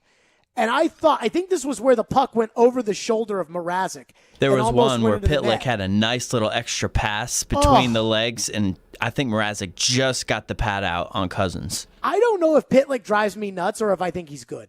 Because in the last week, there's been about 4 almost maybes with Rim Pitlick. And at some point, you become the almost maybe guy. Like, you become warning track power guy. Or sometimes it's, he's making things happen. And sooner rather than later, that line's going to be scoring because of Rim Pitlick. What else do we have loading up into the text line? Another texter said, let's give Hines some credit for last night. The team did a great job containing Carolina for the most part in the first period and the rest of the game. Took an incredible pass late in the first for the Canes to score and break the floodgates open. Look, I don't think anyone is taking credit away from John Hines because of last night. For the season or for the game? He clearly got outcoached last night. He was outcoached last night, but I don't think that takes away from what he's done this season. No. Hines is a fine coach. I think there's a question here now with Hines, and I'm not using last night as the example, but clearly last night, Rod Brind'Amour, he's a championship-level captain who is now a coach and has gotten his team to the Eastern Conference Final. Rod Brind'Amour is a good coach. If you go into the playoffs, you're going to face Jared Bednar in Colorado. You're going to face John Cooper's a good coach. Brind'Amour's a good coach. Joel Quenneville's won 3 cups in Florida. If you face him, he's a good coach. You're going to go up against good coaches in the playoffs. And I don't think any of us have an expectation that the Predators are going to win a playoff series if they, in fact, make the playoffs. But, eventually you're going to have to be able to hold your own against those coaches, those high-level coaches. I don't think any of us worried that Laviolette would go into a playoff series and get out coached. It happened, but I don't think that we would go into these series and say, I think Peter's going to. That's the way I used to always feel about Bruce Boudreau, and there's a reason he's in TV right now, and that's why. So that's like the next step in the evaluation of Hines. Can Hines develop a young team that's not very good? Yes. And that speaks to his minor league AHL background and the success he had developing players there. Can Hines have an NHL roster capable of winning and go out and out-coach other coaches? I don't know. I'm not sure. That to me is still out there, and it will take at least a couple of years before we feel comfortable answering that question. It's just something that popped into my head after last night's game. Yeah, more texters the text line say that, why is the win tomorrow such a big deal? Because if you lose tomorrow, you're almost certain to be either at pace or behind pace with Dallas when you next play them on May 1st. And I know May 1st feels like it's forever away. That's 5 games for the Predators. It then puts you into must-win situations against Chicago. Not that that's the end of the world, because I don't think we think Chicago is a playoff caliber team. But then I think also it hurts your confidence if you have to play Carolina. The one thing that I think stood out is we've played the clips from the postgame show of Chris Mason and Crispy and Hal talking about, hey, Carolina's really good. And I think for me, last night was a little bit of an eye-opener for how good that Carolina team is. And I think Crispy came on the show yesterday, and Crispy said he thinks Carolina's better than Tampa. Now, I still think Tampa with Stamkos and Kucherov, when they return, and Vasilevsky may be the best goalie in the sport, and put that in with their coaching of John Cooper and their experience, I would argue I'd rather face Carolina than Tampa Bay. But I think Crispy makes a valid point. After watching Carolina last night and watching Tampa Bay Saturday night, I think that Carolina was better last night than Tampa Bay was Saturday night. So I think there needs to be some confidence that you can beat this team, because you haven't even beaten them this year. You haven't even really come close. And Shane from Ashland City says a sweep over Chicago can't happen. I'm not going to say it can't happen. I'm going to say that it's going to be incredibly difficult, but I don't think it can't happen. 25% chance. I think it's a 25% chance that they sweep Chicago. I am infinitely more worried that Chicago sweeps them or that they lose 2 out of 3. That the Predators win on Tuesday night. The fact that they got themselves into the playoff picture, David Poile showed them confidence. They win Tuesday night. Everybody gets excited. They lose to Carolina. They write it off and say, well, Carolina's really good and we're hurt. Then they get Chicago's best shot and they get swept by Chicago. I think it's more likely that they get swept by Chicago than it is that they sweep Chicago. And that's what has me scared. And you think it's more likely that Chicago will sweep the Predators than it is that the Predators will sweep Chicago. Wow. Well, I think there's a lot of factors. Number one, I think that most things balance out over time. You've beaten Chicago because of your goaltending. The last time you played them, they had 40-something shots. You had 20, and you won like 1-0 or 2-0 or something like that. Saros was fantastic. You won a game there on a Sunday night a month ago. Rene absolutely took it. So those things balance out. Early in the year, you played them, beat them in overtime both times. Those things balance out. I think the other thing is 2 of those games are in Chicago. The third thing is Chicago's playing for their season next week. 615-737-1025 is our phone number. Calls and text. There is an NFL story that is not getting as much traction as it should get because there is some public shaming of one of the dumber teams in the league. And we've got to touch on that and hit the highlights coming up next. 615-737-1025 is our phone number if you want to get in. Speaking of that phone number, be listening carefully because I think we may be giving away some Preds tickets. I don't know. But let me give something else away, too, right now. ESPN 1025 The Game and T-Mobile have teamed up to give away a hockey home gating party. Text the word PUCK to 615-737-1025 now to enter for a chance to win a Dos Equis prize pack, which includes a case of beer, dessert from Nothing Bundt Cakes, a T-Mobile prize pack, and food provided by 312 Pizza Company in Germantown. You must be 21 or older to enter. Get excited for that. Stillman and Company, we're delivered by TriStar Moving. It's ESPN 1025 The Game.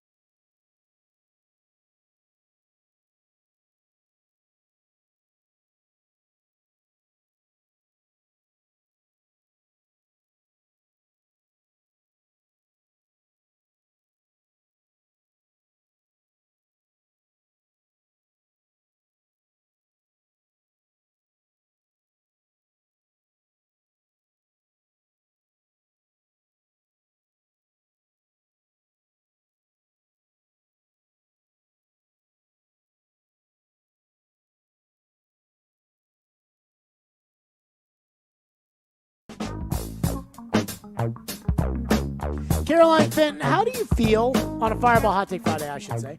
How do you feel about how maybe I'm a little bit more, you come from ESPN, where, I would say they're overly tough sometimes. They'll have criticism, but they won't be rude about the criticism. Most things at ESPN. Maybe sometimes my criticism comes off as a little blunt or a little harsh. Could say that. How do you feel about that? Do your thing. If you can back it up and you can stand strong, then I say do your thing. Okay, so I think there are some dumb teams in the NFL. I never see somebody get on television and say, well, Bob, the reason that the New York Giants did that is because they are dumb. But they are dumb. I saw that the Giants are thinking of bringing in Jason McCourty. Oh, great. A 30-plus-year-old corner who can't run anymore and never really could. Great. Good for you. Dumb. There's a handful of dumb teams. I think the Jacksonville Jaguars are dumb. I think the Jets are dumb. I think the Raiders are dumb. I think Washington is dumb. I think, Carolina's not a good team right now, but they're not dumb. Cleveland, dumb. So I just think there's a significant amount of the teams in the league that are dumb, whether it's ownership, general manager, you name it, they've got issues. So I saw this. Cecil Lammey. Ian, does he break our bank for believing as a source? He's got a blue check mark, 48. I have actually heard of him. Okay, 48.3 thousand followers on Twitter, blue check mark. He's heavy into fantasy football. Okay. I've followed him and their little company and some of his friends that work there, yeah. Okay, so do we believe him as a source? His bio says he's a Denver guy. Digital talent for DenverFan.com, Broncos, NFL Draft, Fantasy Football, Senior Auditor for FootballGuys.com. Mm-hmm. Do we trust him, his reporting? Kinda. Okay, good enough for the show. He said, league sources tell me Jets turned down 49ers first-round pick for Sam Darnold earlier this offseason. Joe Douglas and company had concerns about Zach Wilson's shoulder and wanted to see his pro day.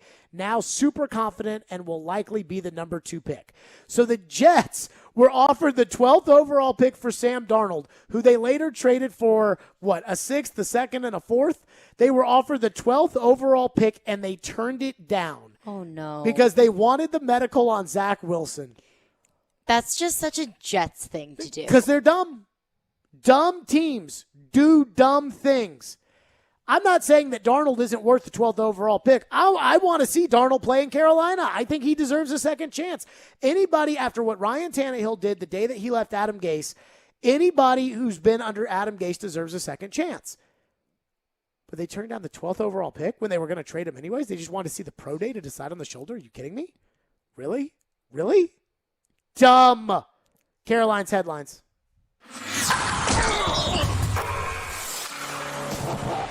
We're spanning the sports world. It's Headlines with Caroline on Stillman and Company. Right here on Nashville's best sports talk. ESPN 102.5 The Game and the Game Nashville app. I also think it's so funny that you brought up Jason McCourty because Ian texted me last break and said, bring this up because Jared hates Jason McCourty. He sucks. I mean, I'm trying to not say the word sucks so much anymore. I'm really trying. You're turning a new leaf. I'm trying. But Jason McCourty was so overrated and overpaid when he was a member of the Titans, and that was 5 years ago. Like, the dude should have always been a safety. Not just now, if the Giants move him to safety, where they already have Logan Ryan there.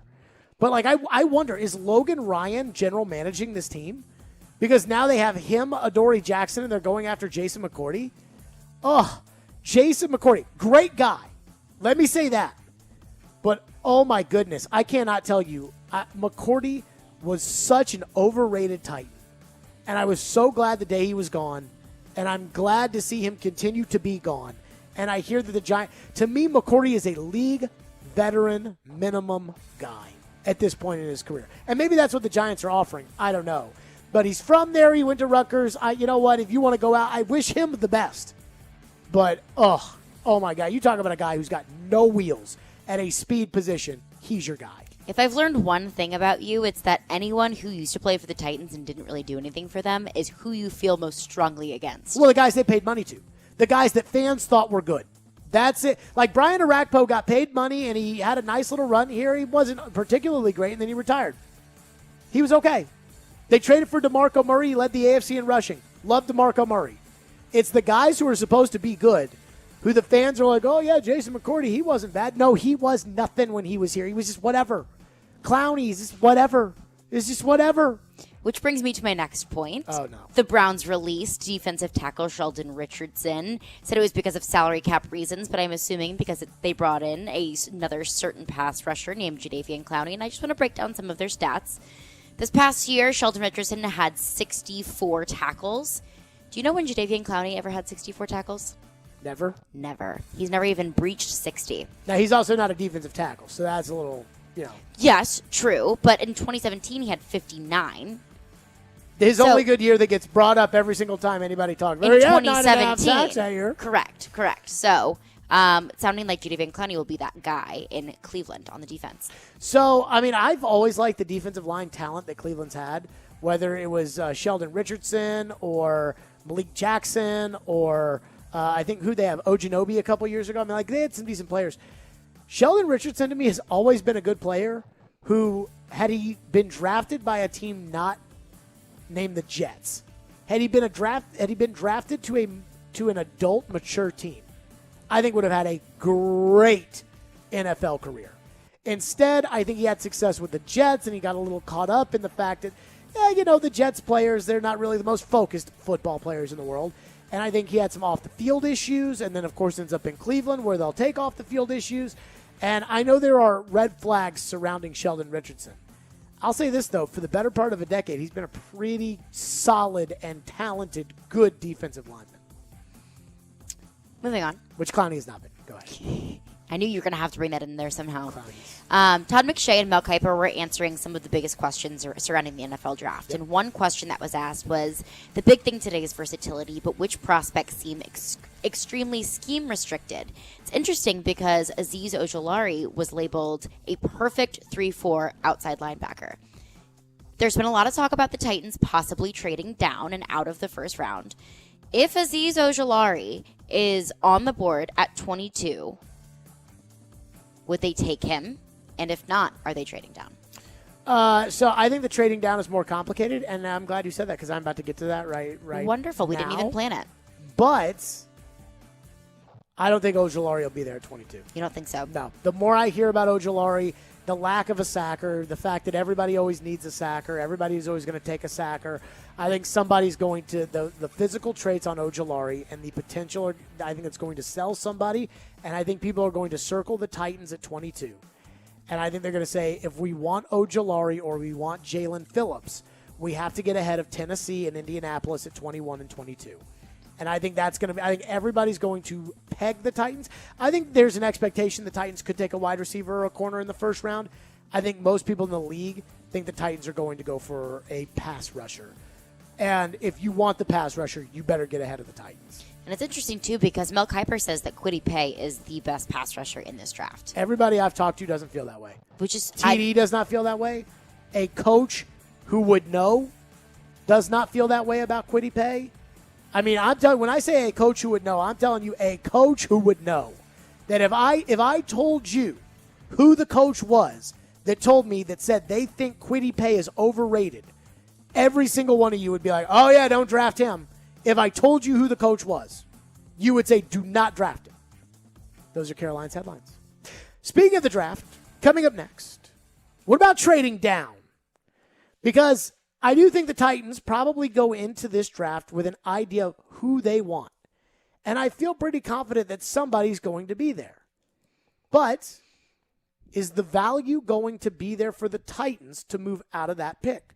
What history tells us you get if you trade out of this slot. We'll discuss next. Stillman and Company, we're delivered by TriStar Moving. It's a Fireball Hot Take Friday. It's ESPN 102.5 The Game.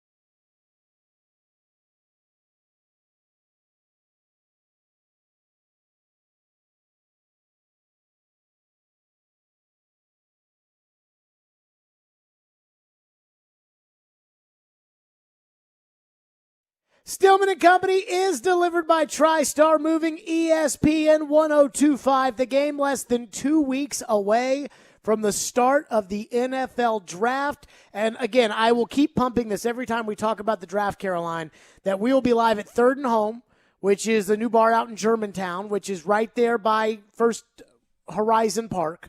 Keep wanting to say First Tennessee Park. First Horizon Park. And it will be me, Chris Sanders, TD, Turron Davenport, our guru, and Mark Howard will be part of your Thursday night round one crew. Caroline will be out there with us as well. We will have the show streamed, and I've told everybody what you need to do if you're a big Titans fan, because you're going to be watching the draft, and I'm sure you're going to be watching on ESPN, and you'll hear what Mel Kiper has to say, and you'll hear what all those guys have to say, breaking down the picks. But if you've got an iPad, if you've got a phone, if you've got, a radio, keep that with you all throughout the night, because we're going to be talking about the Titans the whole night and looking at every pick through the lens of the Titans. Who are the most important Titans needs? What do we think of each pick? So I think it can be one thing that when they go to commercial, flip to us. Mute that, turn us on or whatever. But I want to keep promoting that because I think this is, for Titan fans, I think it's going to be one of the most knowledgeable shows between TD's knowledge of the team and the draft and Chris Sanders and Mark Howard. I certainly think it's going to be one of the best draft shows for Titans fans out there. So a lot of people are talking about, what do you do at 22? The first round pick. So I'm going to throw this out there. Caroline, you brought up Azeez Ojulari. Mm-hmm. Let's say he's there. Let's say there's a player there at 22 that you like. Azeez Ojulari out of Georgia, pass rusher. Jalen Phillips out of Miami, pass rusher. Greg Newsome II, corner out of Northwestern. Elijah Moore, wide receiver, Ole Miss. Tevin Jenkins, offensive tackle, Oklahoma State. Let's say all of those guys are sitting there. The potential Titans targets. Do you trade down? Knowing that if you trade down to the latter part of the first round or the second round, you'll still be able to probably get a Rashad Bateman out of Minnesota or a Zaven Collins out of Tulsa or, one of these guys that's not as good. Eric Stokes out of Georgia. Not as good as the first-round guys, but good second-round guys. Maybe those first-round guys that we're talking about now, maybe Elijah Moore is still there when you trade down in the first round or into the second round. But it's a risk you take. And here's what trading down looks like, because I thought about this. We hear people say trade down all the time. And I've always said, what do you mean by trade down? Because the question with trading for anything is, what are you going to get? I'm mad David Poyle didn't sell Mikhail Granlund on Monday. But if the best he was being offered was a fifth-round pick, then I kind of understand it. If he was being offered a first-round pick, I don't have much time for it. So here's what trading down looks like. In 2020, 3 teams, New England at 23, Minnesota at 25, and Miami at 26, all traded down. Here's what they got. New England traded the 23rd overall pick to the Chargers for a second-round pick and a third-round pick, 37 and 71. So they don't pick in the first round, but they get 2 players, second round, third round. Those are guys I think that we think should be starters in the NFL. Minnesota trades down from 25 to San Francisco for their first at 31, a fourth at 117, and a fifth at 176. So you trade down a couple spots, and you get a fourth and a fifth. Fourth and fifths are not guaranteed to be NFL players. Miami trades from 26 to 30 with Green Bay, and they pick up a fourth. In 2019, Seattle trades down from 21 to 30 with Green Bay for a fourth and a fourth. Baltimore trades with Philadelphia for 22 to 25 for a fourth and a sixth. You see a recurring theme here? Everybody that's trading down in the 20s is picking up a fourth. Right. Unless you trade out, and then you, like New England, you pick up a second and a third. Indianapolis traded out of 26 in 2019 to Washington for a second and a 2020 second. So in this case, you'd be talking about a 2022 second. And in 2018, Baltimore traded the 22nd pick to Tennessee for a first and a fourth. That pick later became Rashaan Evans. So the one thing I keep saying that I kept seeing when I brought up teams that traded out of that spot-ish is you're picking up a 4th-round pick, unless you totally trade out of the first round. If you trade out of the first to the second, you pick up a 3rd. And I don't hate the idea of picking up a 2nd-round pick and also a 2nd-round pick in the future. I don't hate that. Sure, I don't either. And next year, your 2nd-round pick, you'll have more knowledge. Right. You'll have more needs. draft knowledge to know, hey, this guy played a full college season. We had a full combine, full medical evaluation, full everything for your 2022 picks. Most general managers, though, and most coaches don't like the idea of pushing picks down the road. Now, sometimes somebody knocks your socks off. Like when New Orleans traded up with Green Bay in order to get Marcus Davenport, and they traded 2 first-round picks. Then you'll say, okay, fine, here, take my first-round pick. But most of the time you don't. So I guess that's the question. If all you're going to add in return is a 4th, and that seems what's most likely, would you rather take the guy you want between Newsome, Moore, Jenkins, Ojulari, Phillips, or would you rather it be the 4th? Now, just to see what a 4th-round pick is for the Titans, here's John Robinson's tenure with 4th-round picks. Are you ready? Oh. No 4th-round pick in 2016, no 4th-round pick in 2017, no 4th-round pick in 2018. Amani Hooker, good pick in the 4th round in 2019, no 4th-rounder in 2020. So J-Rob often trades the 4th-rounder. But the one player he did pick in the 4th round, Amani Hooker, is now slated to be a starter this year. So you're basically saying the 50-50 shot. I consider first-round picks should be Pro Bowlers. Second-round picks, half Pro Bowler, half starter. Third-round pick, starter. 4th-round pick, half starter, half special teamer. 5th, 6th, and 7th lottery tickets. That's how I consider the NFL draft. So an extra 4th-round pick is a 50-50 shot at a starting caliber player. Is it worth it to trade down in this year's draft? Because if you trade down, you'll still get there will still be one of these receivers, Bateman or Elijah Moore or Kadarius Toney or Rondale Moore, or one of those guys is still going to be there. Maybe not the best guy, maybe not Elijah Moore, but one of those guys is still going to be there. There's probably not a starting corner the caliber of Greg Newsome's if you trade out and he's sitting there. There's probably not. Now, again, the reviews on Ojulari are totally mixed. But Phillips is probably gone before 22. Ojulari, I don't think. If he's sitting there at 22 and you don't take him, kiss him goodbye. He's not coming here. What do you do? What would you do? Let's kick it around the room. Caroline, start. I would keep your 1st-round pick. I just think it's way too valuable, and I think that there are far too many glaring needs that the Titans have. They don't just need to fill positions. They need to fill positions really, really badly. So I would say keep that 1st-round pick, get your best bet at getting a good guy. But doesn't it help you with the idea? Let's say you move back from, let's use the Green Bay example, or let's use the 2019. Baltimore trades 22 for 25 and picks up a 4th and a 6th. If you can trade down in the 1st round, I mean, there are a lot of guys such as Azeez Ojulari, Elijah Moore, guys that the Titans have looked at that were still available at 24, 25, 26 in these mock drafts. So if you can move down in the 1st round, pick up a pretty decent guy, and then also get another 4th rounder to fill those other needs that maybe not be as glaring right now, I would do that. So if you're but I don't trade out of the 1st round. If you're in that scenario where Newsome, Moore, Jenkins, and Ojulari are all available at 24, and you move down to 25, again, citing that Philadelphia trade, Baltimore traded 22nd to go to 25, citing that trade, you're definitely going to get one of those guys with that 25th pick, and you're adding a 4th-round pick and a 6th-round pick. I think you do that kind of trade. I think you do that, and I think it just depends on, is there one guy that the Titans want so badly?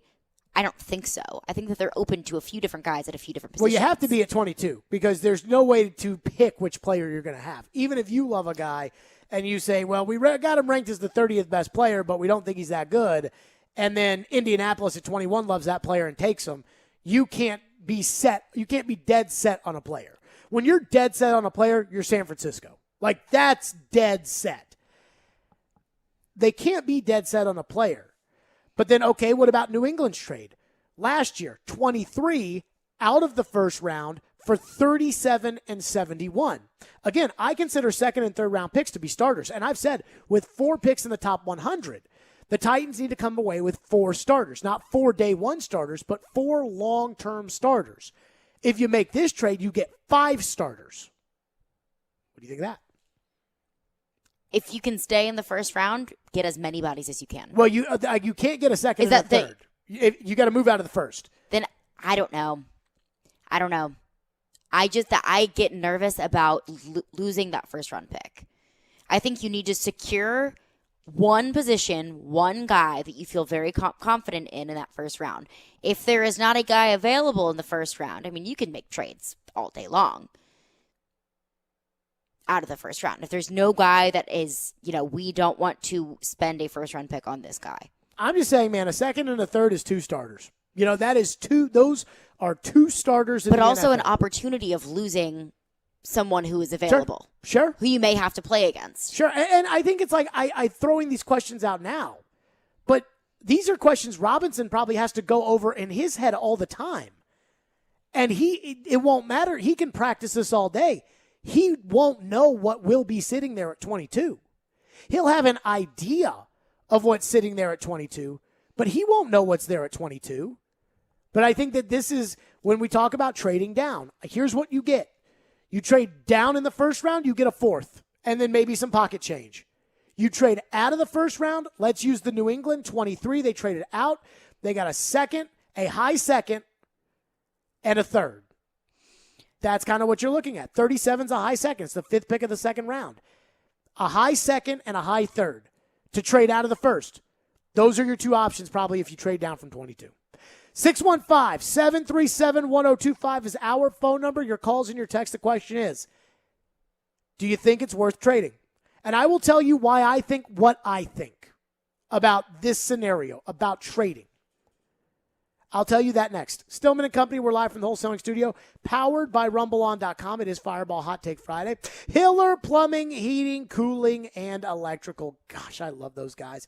I love them not only because they do great work at my home, because they can take care of almost everything, but also because they're going to take care of you. Hiller is giving away free vacations for you and your family this month. With every purchase of a new whole home generator or select new HVAC systems, Hiller is giving you a free week-long vacation.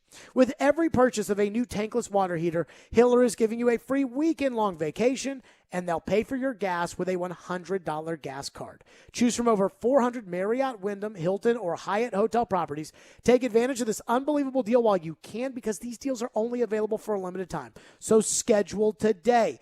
Visit happyhiller.com for all of the details. As always, happy you'll be, or the service is free. I think about last May when we had those storms and I lost power for like a week. If I had had that whole home generator, not only would I have had the whole home generator that would have then turned the power back on, but I would have had a vacation. I may not have even been home. I would have had my free weekend-long vacation.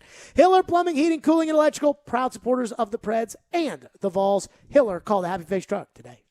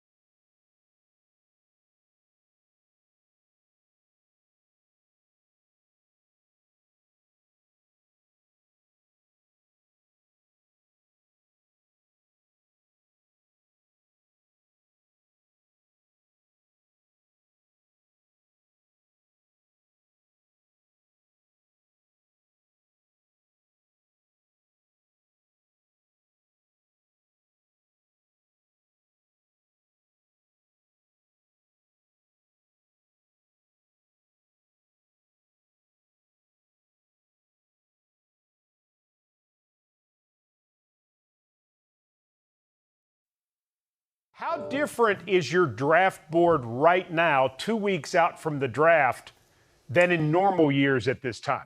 Yeah, I think that there's some guys that we're still trying to clean up, for lack of a better term, waiting on our medical staff to compile all of the data that they had at Indy from the checks. I think it was a week ago. Still having some virtual meetings with players, talking to those guys. We're calling college coaches. We just wrapped up meetings with our coaching staff. We're meeting with our scouting staff. We're still fine tuning and tweaking, and we will do so, leading up to the draft. There you go. John Robinson, draft less than 2 weeks away. We just outlined what trading that pick at 22 would look like. If you trade out, New England last year traded out of the first round. They picked up a high second and a high third from the Chargers. Minnesota traded down. Miami traded down. Minnesota added a fourth and a fifth. Miami added a fourth. Now, they all have calculators to how to figure this out. So it's like, do you want to trade down? Okay, where do you want to trade down to? What do you pick up? Basically, my theory is if they trade down in the first round out of 22 and they still keep a first-round pick, which is the safer thing to do, especially if you've got 5 guys on your list that TD will be in charge of this year. If you've got 5 guys on your list, you're sitting there at 22. You do what Baltimore did in 2019. You trade from 22 to 25. You're going to get one of the guys on your list. But if you're like New England at 23 and you trade all the way to 37, I'm not sure there's a guarantee of what kind of guy you're going to get at a position that you really want. But let me say this. I take both trades. If I'm the Titans, unless somebody in this draft who am pants off for, and I don't even know who, these guys are. But, the way TD feels about Elijah Moore, if you're sitting there and that guy's there, then you take him. Because if the guy's got a potential to be a star player and in your heart, or you feel in your heart like he's a star player, you have to take him. There's a story Floyd told me one time that in 99, a lot of teams didn't know where Javon Curse would play. Because when he was in college at Florida, he played all over the place. And so he played some at safety, some at linebacker, some at defensive end. And they knew they were going to make him a 4-3 defensive end and just run him off the edge. And so as the draft played out, it became more and more of a possibility that Curse was going to fall to the Titans, so much so that when Tampa Bay got on the clock 1 pick before the Titans, Floyd called Tampa Bay and offered to trade. I think it was a fourth. Offered to trade from, I think it was 16 to 15. And Tampa Bay said, no, we feel pretty good about the guy we're going to take, so we're going to use the pick. So Floyd says to Rich McKay, he goes, who are you going to take? He goes, well, it's a defensive lineman. And Floyd said his heart sunk. And he goes, Booger McFarland. Floyd goes, okay, hangs up the phone. Because then he knew, okay, good. All right, I'm taking Javon Curse. My all guy's right, safe. fine. Yep. So if that guy's there, and it's easy to say Javon Curse because, of what Javon was. If you're at 22 and that guy's there and you feel like this guy is Javon Curse, you do it. If your heart sinks if someone else takes him? Yes. Right. If there is a handful, a handful of guys that are there and you can move it, do it. The New England one is interesting to me because I have gone into this saying I don't need a superstar in the first round of this draft. I will value the effectiveness of this draft on if they get 4 starting players with the first 4 picks in the top 100. Their first round, second round, and their 2/3. They need 4 starting players. A slot in receiver. any particular position? Right? I say no because if they get a pass rusher who's a starter, like Ojulari, and he comes in and he doesn't start right away, he sits the bench for a year, Harold Landry leaves, signs a deal next year, you get that 3rd-round comp pick in return, Ojulari steps up and becomes a starter, I'm fine with that. Steve McNair sat the bench, didn't play as a rookie. Keith Bullock sat the bench, didn't start as a rookie. Cortland Finnegan was a nickel as a rookie. A lot of these guys, Derrick Henry sat the bench as a rookie. So you can't just view it as, okay, what's in the best interest of the 2021 Titans? You have to think overall. That New England trade, where you trade out of the first round, but you pick up a second and a third, that would then increase the possibility that you could get 5 starters with those picks. I'd have a hard time saying no. Knowing that if I do that, I don't just miss Elijah Moore, but I also miss Rashad Bateman. Mm-hmm. I also miss Kadarius Toney. I also miss Terrence Marshall Jr. out of LSU, who we never talk about, by the way, but I miss on him. And then maybe I get Tutu Atwell. Like maybe the first time I get to pick, that's the best receiver who's there, Tutu Atwell out of Louisville. Or, Rondale Moore out of Purdue, though I am a huge Rondale Moore fan. But if you had to say right now, like a binary choice of trade out of that pick, if that pick's there, do you trade out or not? I think I say yes. I think I say yes because if you move down in the first, you get that fourth. It could be another Amani Hooker, but it adds to the kitty, and you can still get one of those guys that we're talking about. And if you make the Patriots trade where you get a second and a third, you're hopefully adding 2 starters, and that would give you the possibility of 5 starters. 5 starters in the top 100 of this year's draft. You're at least, we know they're not all going to hit.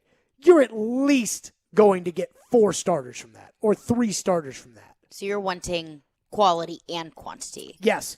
I go back to the Titans. They had 4 picks, I believe. They had 5 picks in the first 3 rounds in 2016. They took Jack Conklin, starter, Kevin Dodd, bust, Austin Johnson, he's a defensive tackle. He was a replaceable player. Derrick Henry, starter, Kevin Byard, starter. That's what I'm looking for. So I could make that deal. Now, again, Conklin was the 8th pick. So if you trade out of 22 and you do what the Patriots did, you pick up 37 and 71, you're not going to draft Jack Conklin. But I think you find if you do that, because think about it like this. We're told this is a great receiver draft, right? Mm-hmm. There should be a starting slot receiver with the 37th pick, whether it's Tutu Atwell or whomever. Now, they're not going to be the best guy because Elijah Moore's probably gone at that point. Kadarius Toney's probably gone. But you can still get that slot guy. You can, in theory, get your slot guy and your long-term right tackle with that 1 pick. So I would say do it. But, again, that's without knowing who's going to be on the board at that time. I could pick up a mock draft, a Mel Kiper mock draft, and see no one that I love there and say do it. I could pick up the same mock draft and say, oh, my God, no, Ojulari's still there, take him. Oh, my God, Gregory Newsom's there, take him. Even yesterday, TD, I asked him the question, in Mel Kiper's latest mock draft. He's got the Titans taking Elijah Moore. Greg Newsome, the last first-round corner, goes off the board the next pick later. Would you take Newsome over? I would take Newsome over Elijah Moore. Only because the value of the cornerback position to me, a starting corner plays more, affects the game more than a slot receiver on a running team. And that may be the stupidest thing ever. Elijah Moore may develop into Antonio Brown. Greg Newsome may be Antrell Roll. You never know, but that's just, I'm just kind of putting out there that I think that a trade would be able to help. And that's also interesting because it kind of brings me to a text that I wanted to bring to your attention. Text line driven by WilsonCountyHyundai.com. If one of the top 3 wide receivers fell to around 11 to 14, would you trade one of your third rounds to move up and snag a Waddle, a Devontae Smith, a Kadarius Toney? No, I would not. Jamar Chase is the one guy in this draft. And this happened a couple of years ago where Derwin James started sliding, and I think he went off at 12. And the Titans were at 25. That guy's never going to get there. Right. Jamar Chase is the one guy in this draft that I would give a lot up to get. Just because I think he's that freaking good. I think he is that good. I wouldn't do it for Kyle Pitts, who I think is probably the second best overall. Well, I think Trevor Lawrence and Jamar Chase are the 2 best players in the draft. I think Kyle Pitts is a very close third. I wouldn't do that for Kyle Pitts. Some people will probably call me crazy, but I wouldn't. But no, I think that I don't think they can trade up. I think they learned their lesson in 2018. They don't want to trade up. And I think that's putting so much stock into one player, which we saw last year. They were so high in Isaiah Wilson. So if you put so much stock into one player and it doesn't work out, then you set yourself up for so much more difficulty in the future. Well, I'll go a little bit further. Like, busts happen in the NFL, but like Rashawn Evans and Harold Landry are starting caliber players. They use 2 picks on each guy to get them, and that hurt you because those are starting caliber players that you got, but you gave up players in order to get them. And I think that's why they didn't trade up in 2019. They didn't trade up from 51 to grab AJ. I think they were holding onto their pants the whole time, hoping AJ would get there. But they didn't trade up for AJ because they didn't want to put themselves in a similar spot.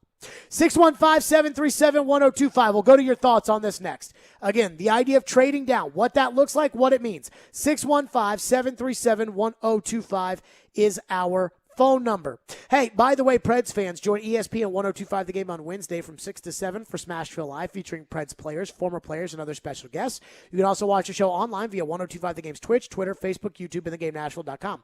Smashville Live is brought to you by New Amsterdam Vodka, Spring Hill Heating and Cooling, and Red Spirits and Wine in Bellevue. To view or listen to past shows, go to TheGameNashville.com/Smashville Live. Stillman and Company, it's ESPN 1025 The Game, Fireball Hot Take Friday. We're driven by TriStar Moving right here on ESPN 1025 The Game.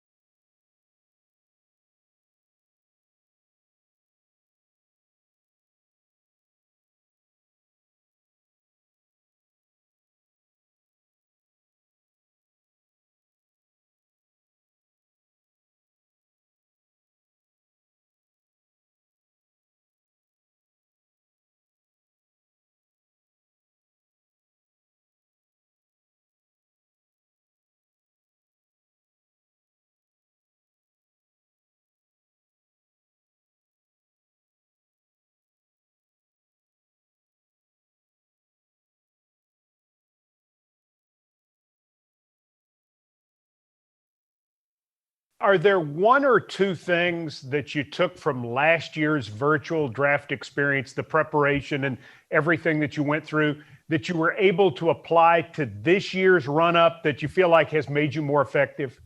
Well, I feel like we've tapped into different sources at these colleges, and maybe gotten even more deep than we did last year. We were all kind of in a whirlwind last year with the entire country shutting down amidst the pandemic, and no pro days, and having to adjust our normal information gathering process to this virtual kind of world. I think the players that we've been able to meet with, 3 and 4 times, some of them, and we've gotten to all 5 on a lot of these guys, and will on all of them. They're more comfortable. The players are a little bit more comfortable talking, over this Wi-Fi connection, and they open up, as we get more into an intimate setting with Mike and I visiting with them. So, we've made some adjustments about how we attack this process, knowing that we're going to be in this virtual world, certainly as it related to last year. There you go. That was John Robinson, Titans general manager. Let me state for the record, Ian, they don't get any do-overs on virtual problems this year.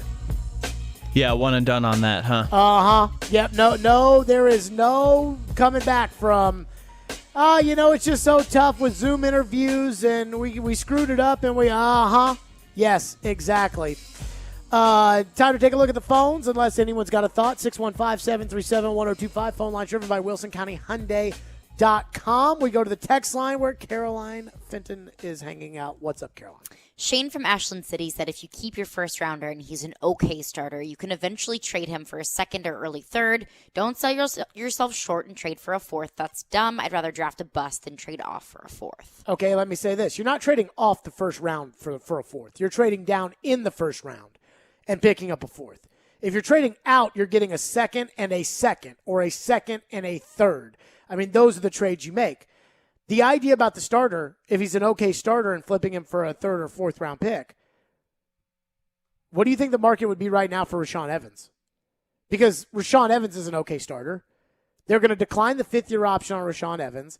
My guess is if the Titans took Rashaan Evans to the market right now, at best, they'd get a third-round pick in exchange for him. Because some team would take it and then say, okay, we're going to lose him at the end of the year and maybe get a third-round pick in compensation for it. Like, that's how they would look at it. So that's his value probably to other teams. So this idea of, hey, you can get a third later. Right. I'm saying if you trade down and you pick up a fourth, you're trading down in the first round. You are technically getting a first-round pick and a fourth-round pick in return for your first-round pick. It's just not as good of a first-round pick. Ben also said J-Rob put himself in this hole needing so many different positions. He has to bet on himself to fix it. More picks gives better chance to hit. We need day one starters because he's wasting Henry's and Tannehill's prime. We also need long-term starters. They have to be both. So I keep saying that these are starters with these first and second round and third round picks. But then I thought about it in my head. Isaiah Wilson was never going to be a day one starter, and he wasn't a starter. Christian Fulton was supposed to be a day one starter, but he got hurt. So if we're banking on somebody that they picked this year being a day one starter right away, that may not be fair, just because of the guy may not be acclimated, he may not be ready, all those kind of things. Derrick Henry wasn't a day one starter. Albert Hainsworth wasn't a day one starter. Keith Bullock wasn't a day one starter. Steve McNair wasn't a day one starter. Like, you can't just say, okay, I just want first, I want Chris Johnson. I draft the guy in the first round and he just elevates my franchise the day he shows up. I'd like Chris Johnson too. But the idea that, I think if you've got 4 picks, a couple of those guys are starting. Like, a couple of those guys are going to play on day one, especially if it's a receiver in the slot. That guy's going to start. An offensive tackle probably doesn't start. A pass rusher probably doesn't start on this team right away, but you're still going to need it, and you're definitely going to need that guy to start next year when Landry's a free agent. So, to me, I think of these picks needing to be 4-year starters. Like Jayon Brown. Jayon Brown didn't start as a rookie, but Jayon Brown is a starter. That's what I need with these picks. Not them to start right away. Though a couple of these guys, of those top four picks they have in the top 100, a couple of those guys are going to have to start. A very important thing to remember that one of the texters reminded me, Tom Brady was drafted what round? He was drafted 199th. Which is a very important thing to remember, that first round doesn't necessarily mean good. First round doesn't necessarily mean good. That's part of it. The idea that you're going to go into the draft and find Tom Brady, though, is a totally different story. Yes. I mean, that's a unicorn. I don't think that you're likely to do what the Titans did by trading a 4th-round pick for Ryan Tannehill, him revitalizing his career, and you having a franchise quarterback that way. I don't think that's very likely either. I almost laugh, right? Like, Tannehill went for a 4th. Sam Darnold, who apparently they offered the 12th overall pick for, and the Jets turned it down because they weren't ready. But Sam Darnold went for a 2nd, a 4th, and a 6th. So a guy who's obviously worn out his welcome in one place, not Sam's fault, but a guy who clearly is not what the Jets want for their franchise quarterback, the possibility that the guy could turn it around goes for a 2nd, a 4th, and a 6th. Carson Wentz, who wanted out of Philadelphia and got the coach fired on his way out of Philadelphia and got benched for Jalen Hurts, went for a 3rd and a conditional 2nd that is most likely a 1st. So even guys that have the chance of being starting quarterbacks go for a high premium. The idea that you can trade a 4th-round pick for a guy who may be a backup and then he becomes your franchise quarterback and takes you to the playoffs 2 years in a row, that's not very likely. The idea of Tom Brady in the 6th round is even less likely. Alternatively, I also don't think it is very likely to have happen what happened to the Titans last year. I don't think that it is very likely to draft a guy in the 1st round and by the next year he's gone. I don't think that's likely. I think the possibility of a bust in the 1st round is always there. Always there. Always there. And I wouldn't say, well, last year's 1st-round pick didn't work out, so this year's pick is going to work out. I don't feel that way. Corey Curtis was on our show earlier, News 2, and Corey was, dead set that they cannot screw up this pick this year. Okay. It's time for the money segment. It's time for Caroline's. Get in on the action. Put the money on the mahogany. What's on tap on the sports books? It's time to break it all down with Caroline's. Here on Stillman and Company. On ESPN. 102.5 The Game and the Game Nashville app. First up, we've got Twins Angels, and I picked this game because it's a lefty-lefty matchup. Lewis Thorpe goes against Andrew Heaney, Twins Angels respectively. My pick is Twins are going to win.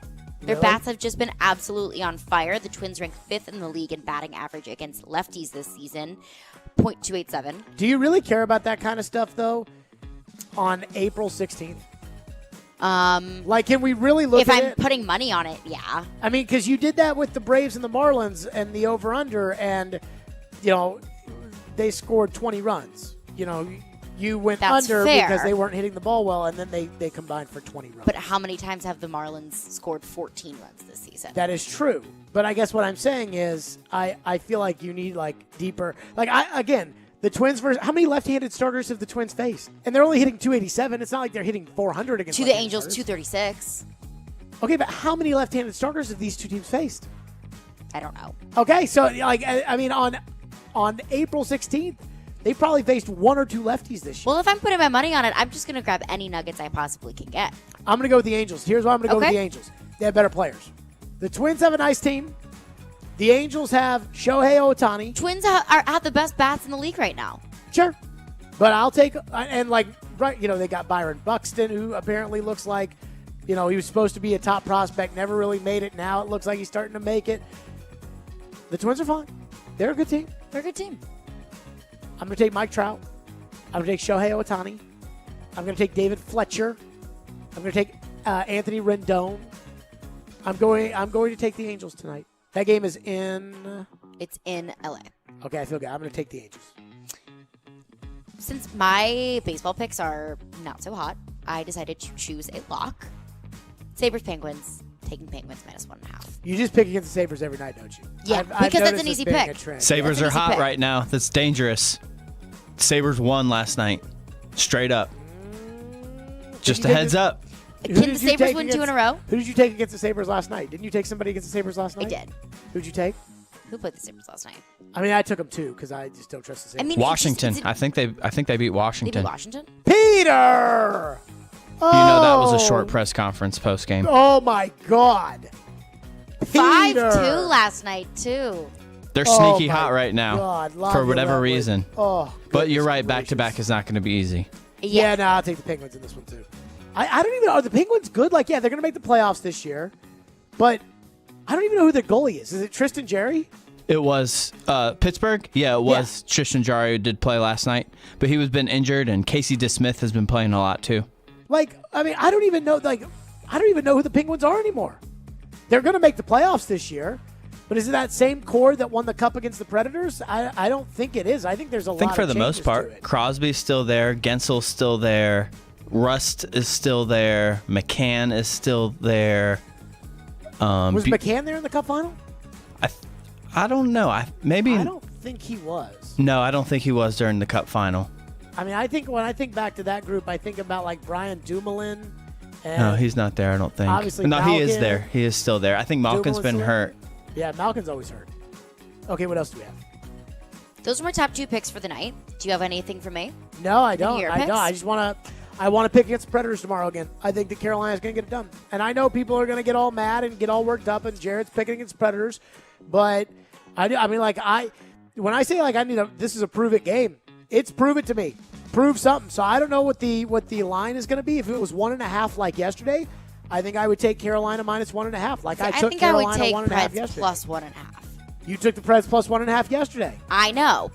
I don't think they're going to get beat by more than 2 goals twice in a row. But I might be wrong. See, the empty netter is what screws you up in hockey. Yeah. In that regard. But if it's 1.5 again for tomorrow night's game, I'm going to take Carolina. And I would be comfortable losing because I need John Hines and the Predators to prove to me that they can win. So I'm putting the onus on them. Like, when I say you got to prove to me, the assumption normally is the opposite, right? Like, you have to prove to me that you can watch my dog. Doesn't that mean in my heart that I feel like right now, before you prove to me that you're responsible enough to watch my dog, that my assumption is that you can't watch my dog? That you're not responsible enough to watch my dog? What if it's 2.5?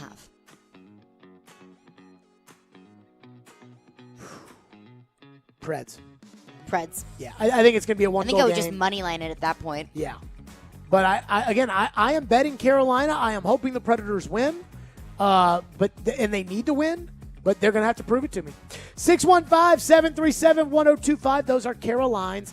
We will wrap the show up next. Plus, I am overly excited. There is something about to happen, like in the immediate future, that I am overly excited about. We'll touch on that next. Caroline Fenton is here. It is a Fireball Hot Take Friday. You know what season it is. Moving season. If you're looking to move, give my friends at TriStar Moving a call. At TriStar Moving, you'll get 5-star service throughout the entire process. Everything, and I mean everything, will be taken care of. From covering your floors, banisters, railings, and front door thresholds, they'll even wrap and protect all of your furniture and put all of your TVs in protective boxes. They took great care of all of my move, and they will make it as stress-free as possible. They even have a brand new state-of-the-art storage facility in Mount Juliet just for you. Their owners, Garrett and Robert, are true Nashvilleians, and they care about helping this community just as much as they care about growing their business. So if you're looking to move, give my friends at TriStar Moving a call, 615-640-1219, or visit their website, nashvillemoving.org/radio. They'll give you 5% off your entire move. That's TriStar Moving at 615-640-1219, nashvillemoving.org/radio. TriStar Movers, my official movers.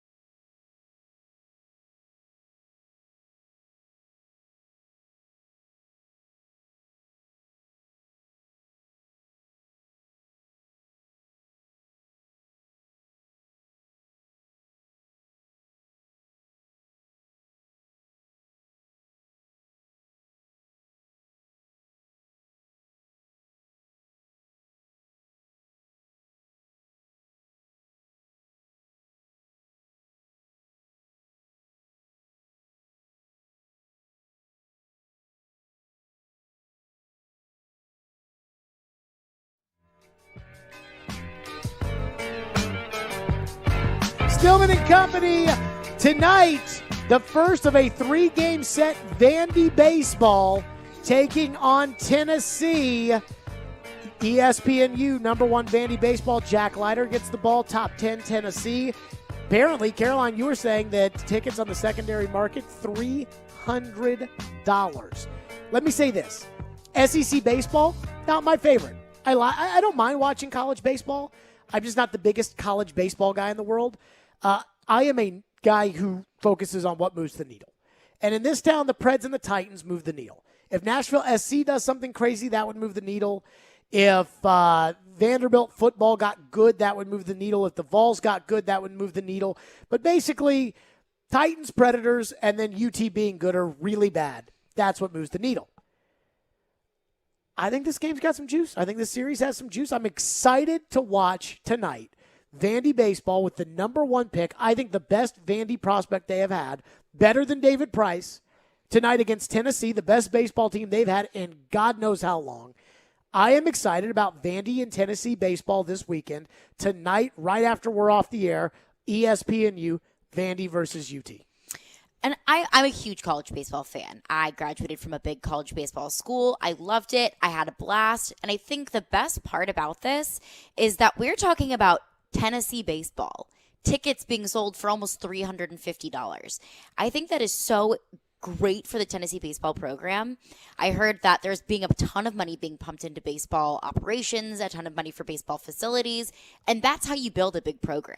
You know, you get recruits whenever you have the fancy, shiny things they're able to show them, and that's just not something that Tennessee baseball has had in the past. It's something that Vandy has had. Vandy is such a powerhouse baseball program, but I'm excited that Tennessee baseball's on the up and up. There's got to be something good in Knoxville, so I'm happy for Tennessee baseball, and I'm happy that this can be a Vandy-Tennessee rivalry, because you're not going to see that in football. You're not going to see that in basketball. So, I mean, like I just tweeted out something, everybody in Boston is all fired up because Craig Smith is scoring right now for the Bruins. And it's like, oh, Craig Smith's red hot. You He's love finally him. come along. You love Craig Smith. I tweeted out and I said, death, taxes, and somebody thinking that a Craig Smith hot streak is in any way sustainable. It's not. The Bruins are going to make the playoffs. Craig Smith's going to do nothing, and the fans are going to hate him. I already know what's going to happen. I've seen it enough in my life. Tennessee's got to have some sustained success. I mean, they got to start making the NCAA tournament. They got to get to super regionals. They got to do that before. I mean, to me, this is just a roles reversed.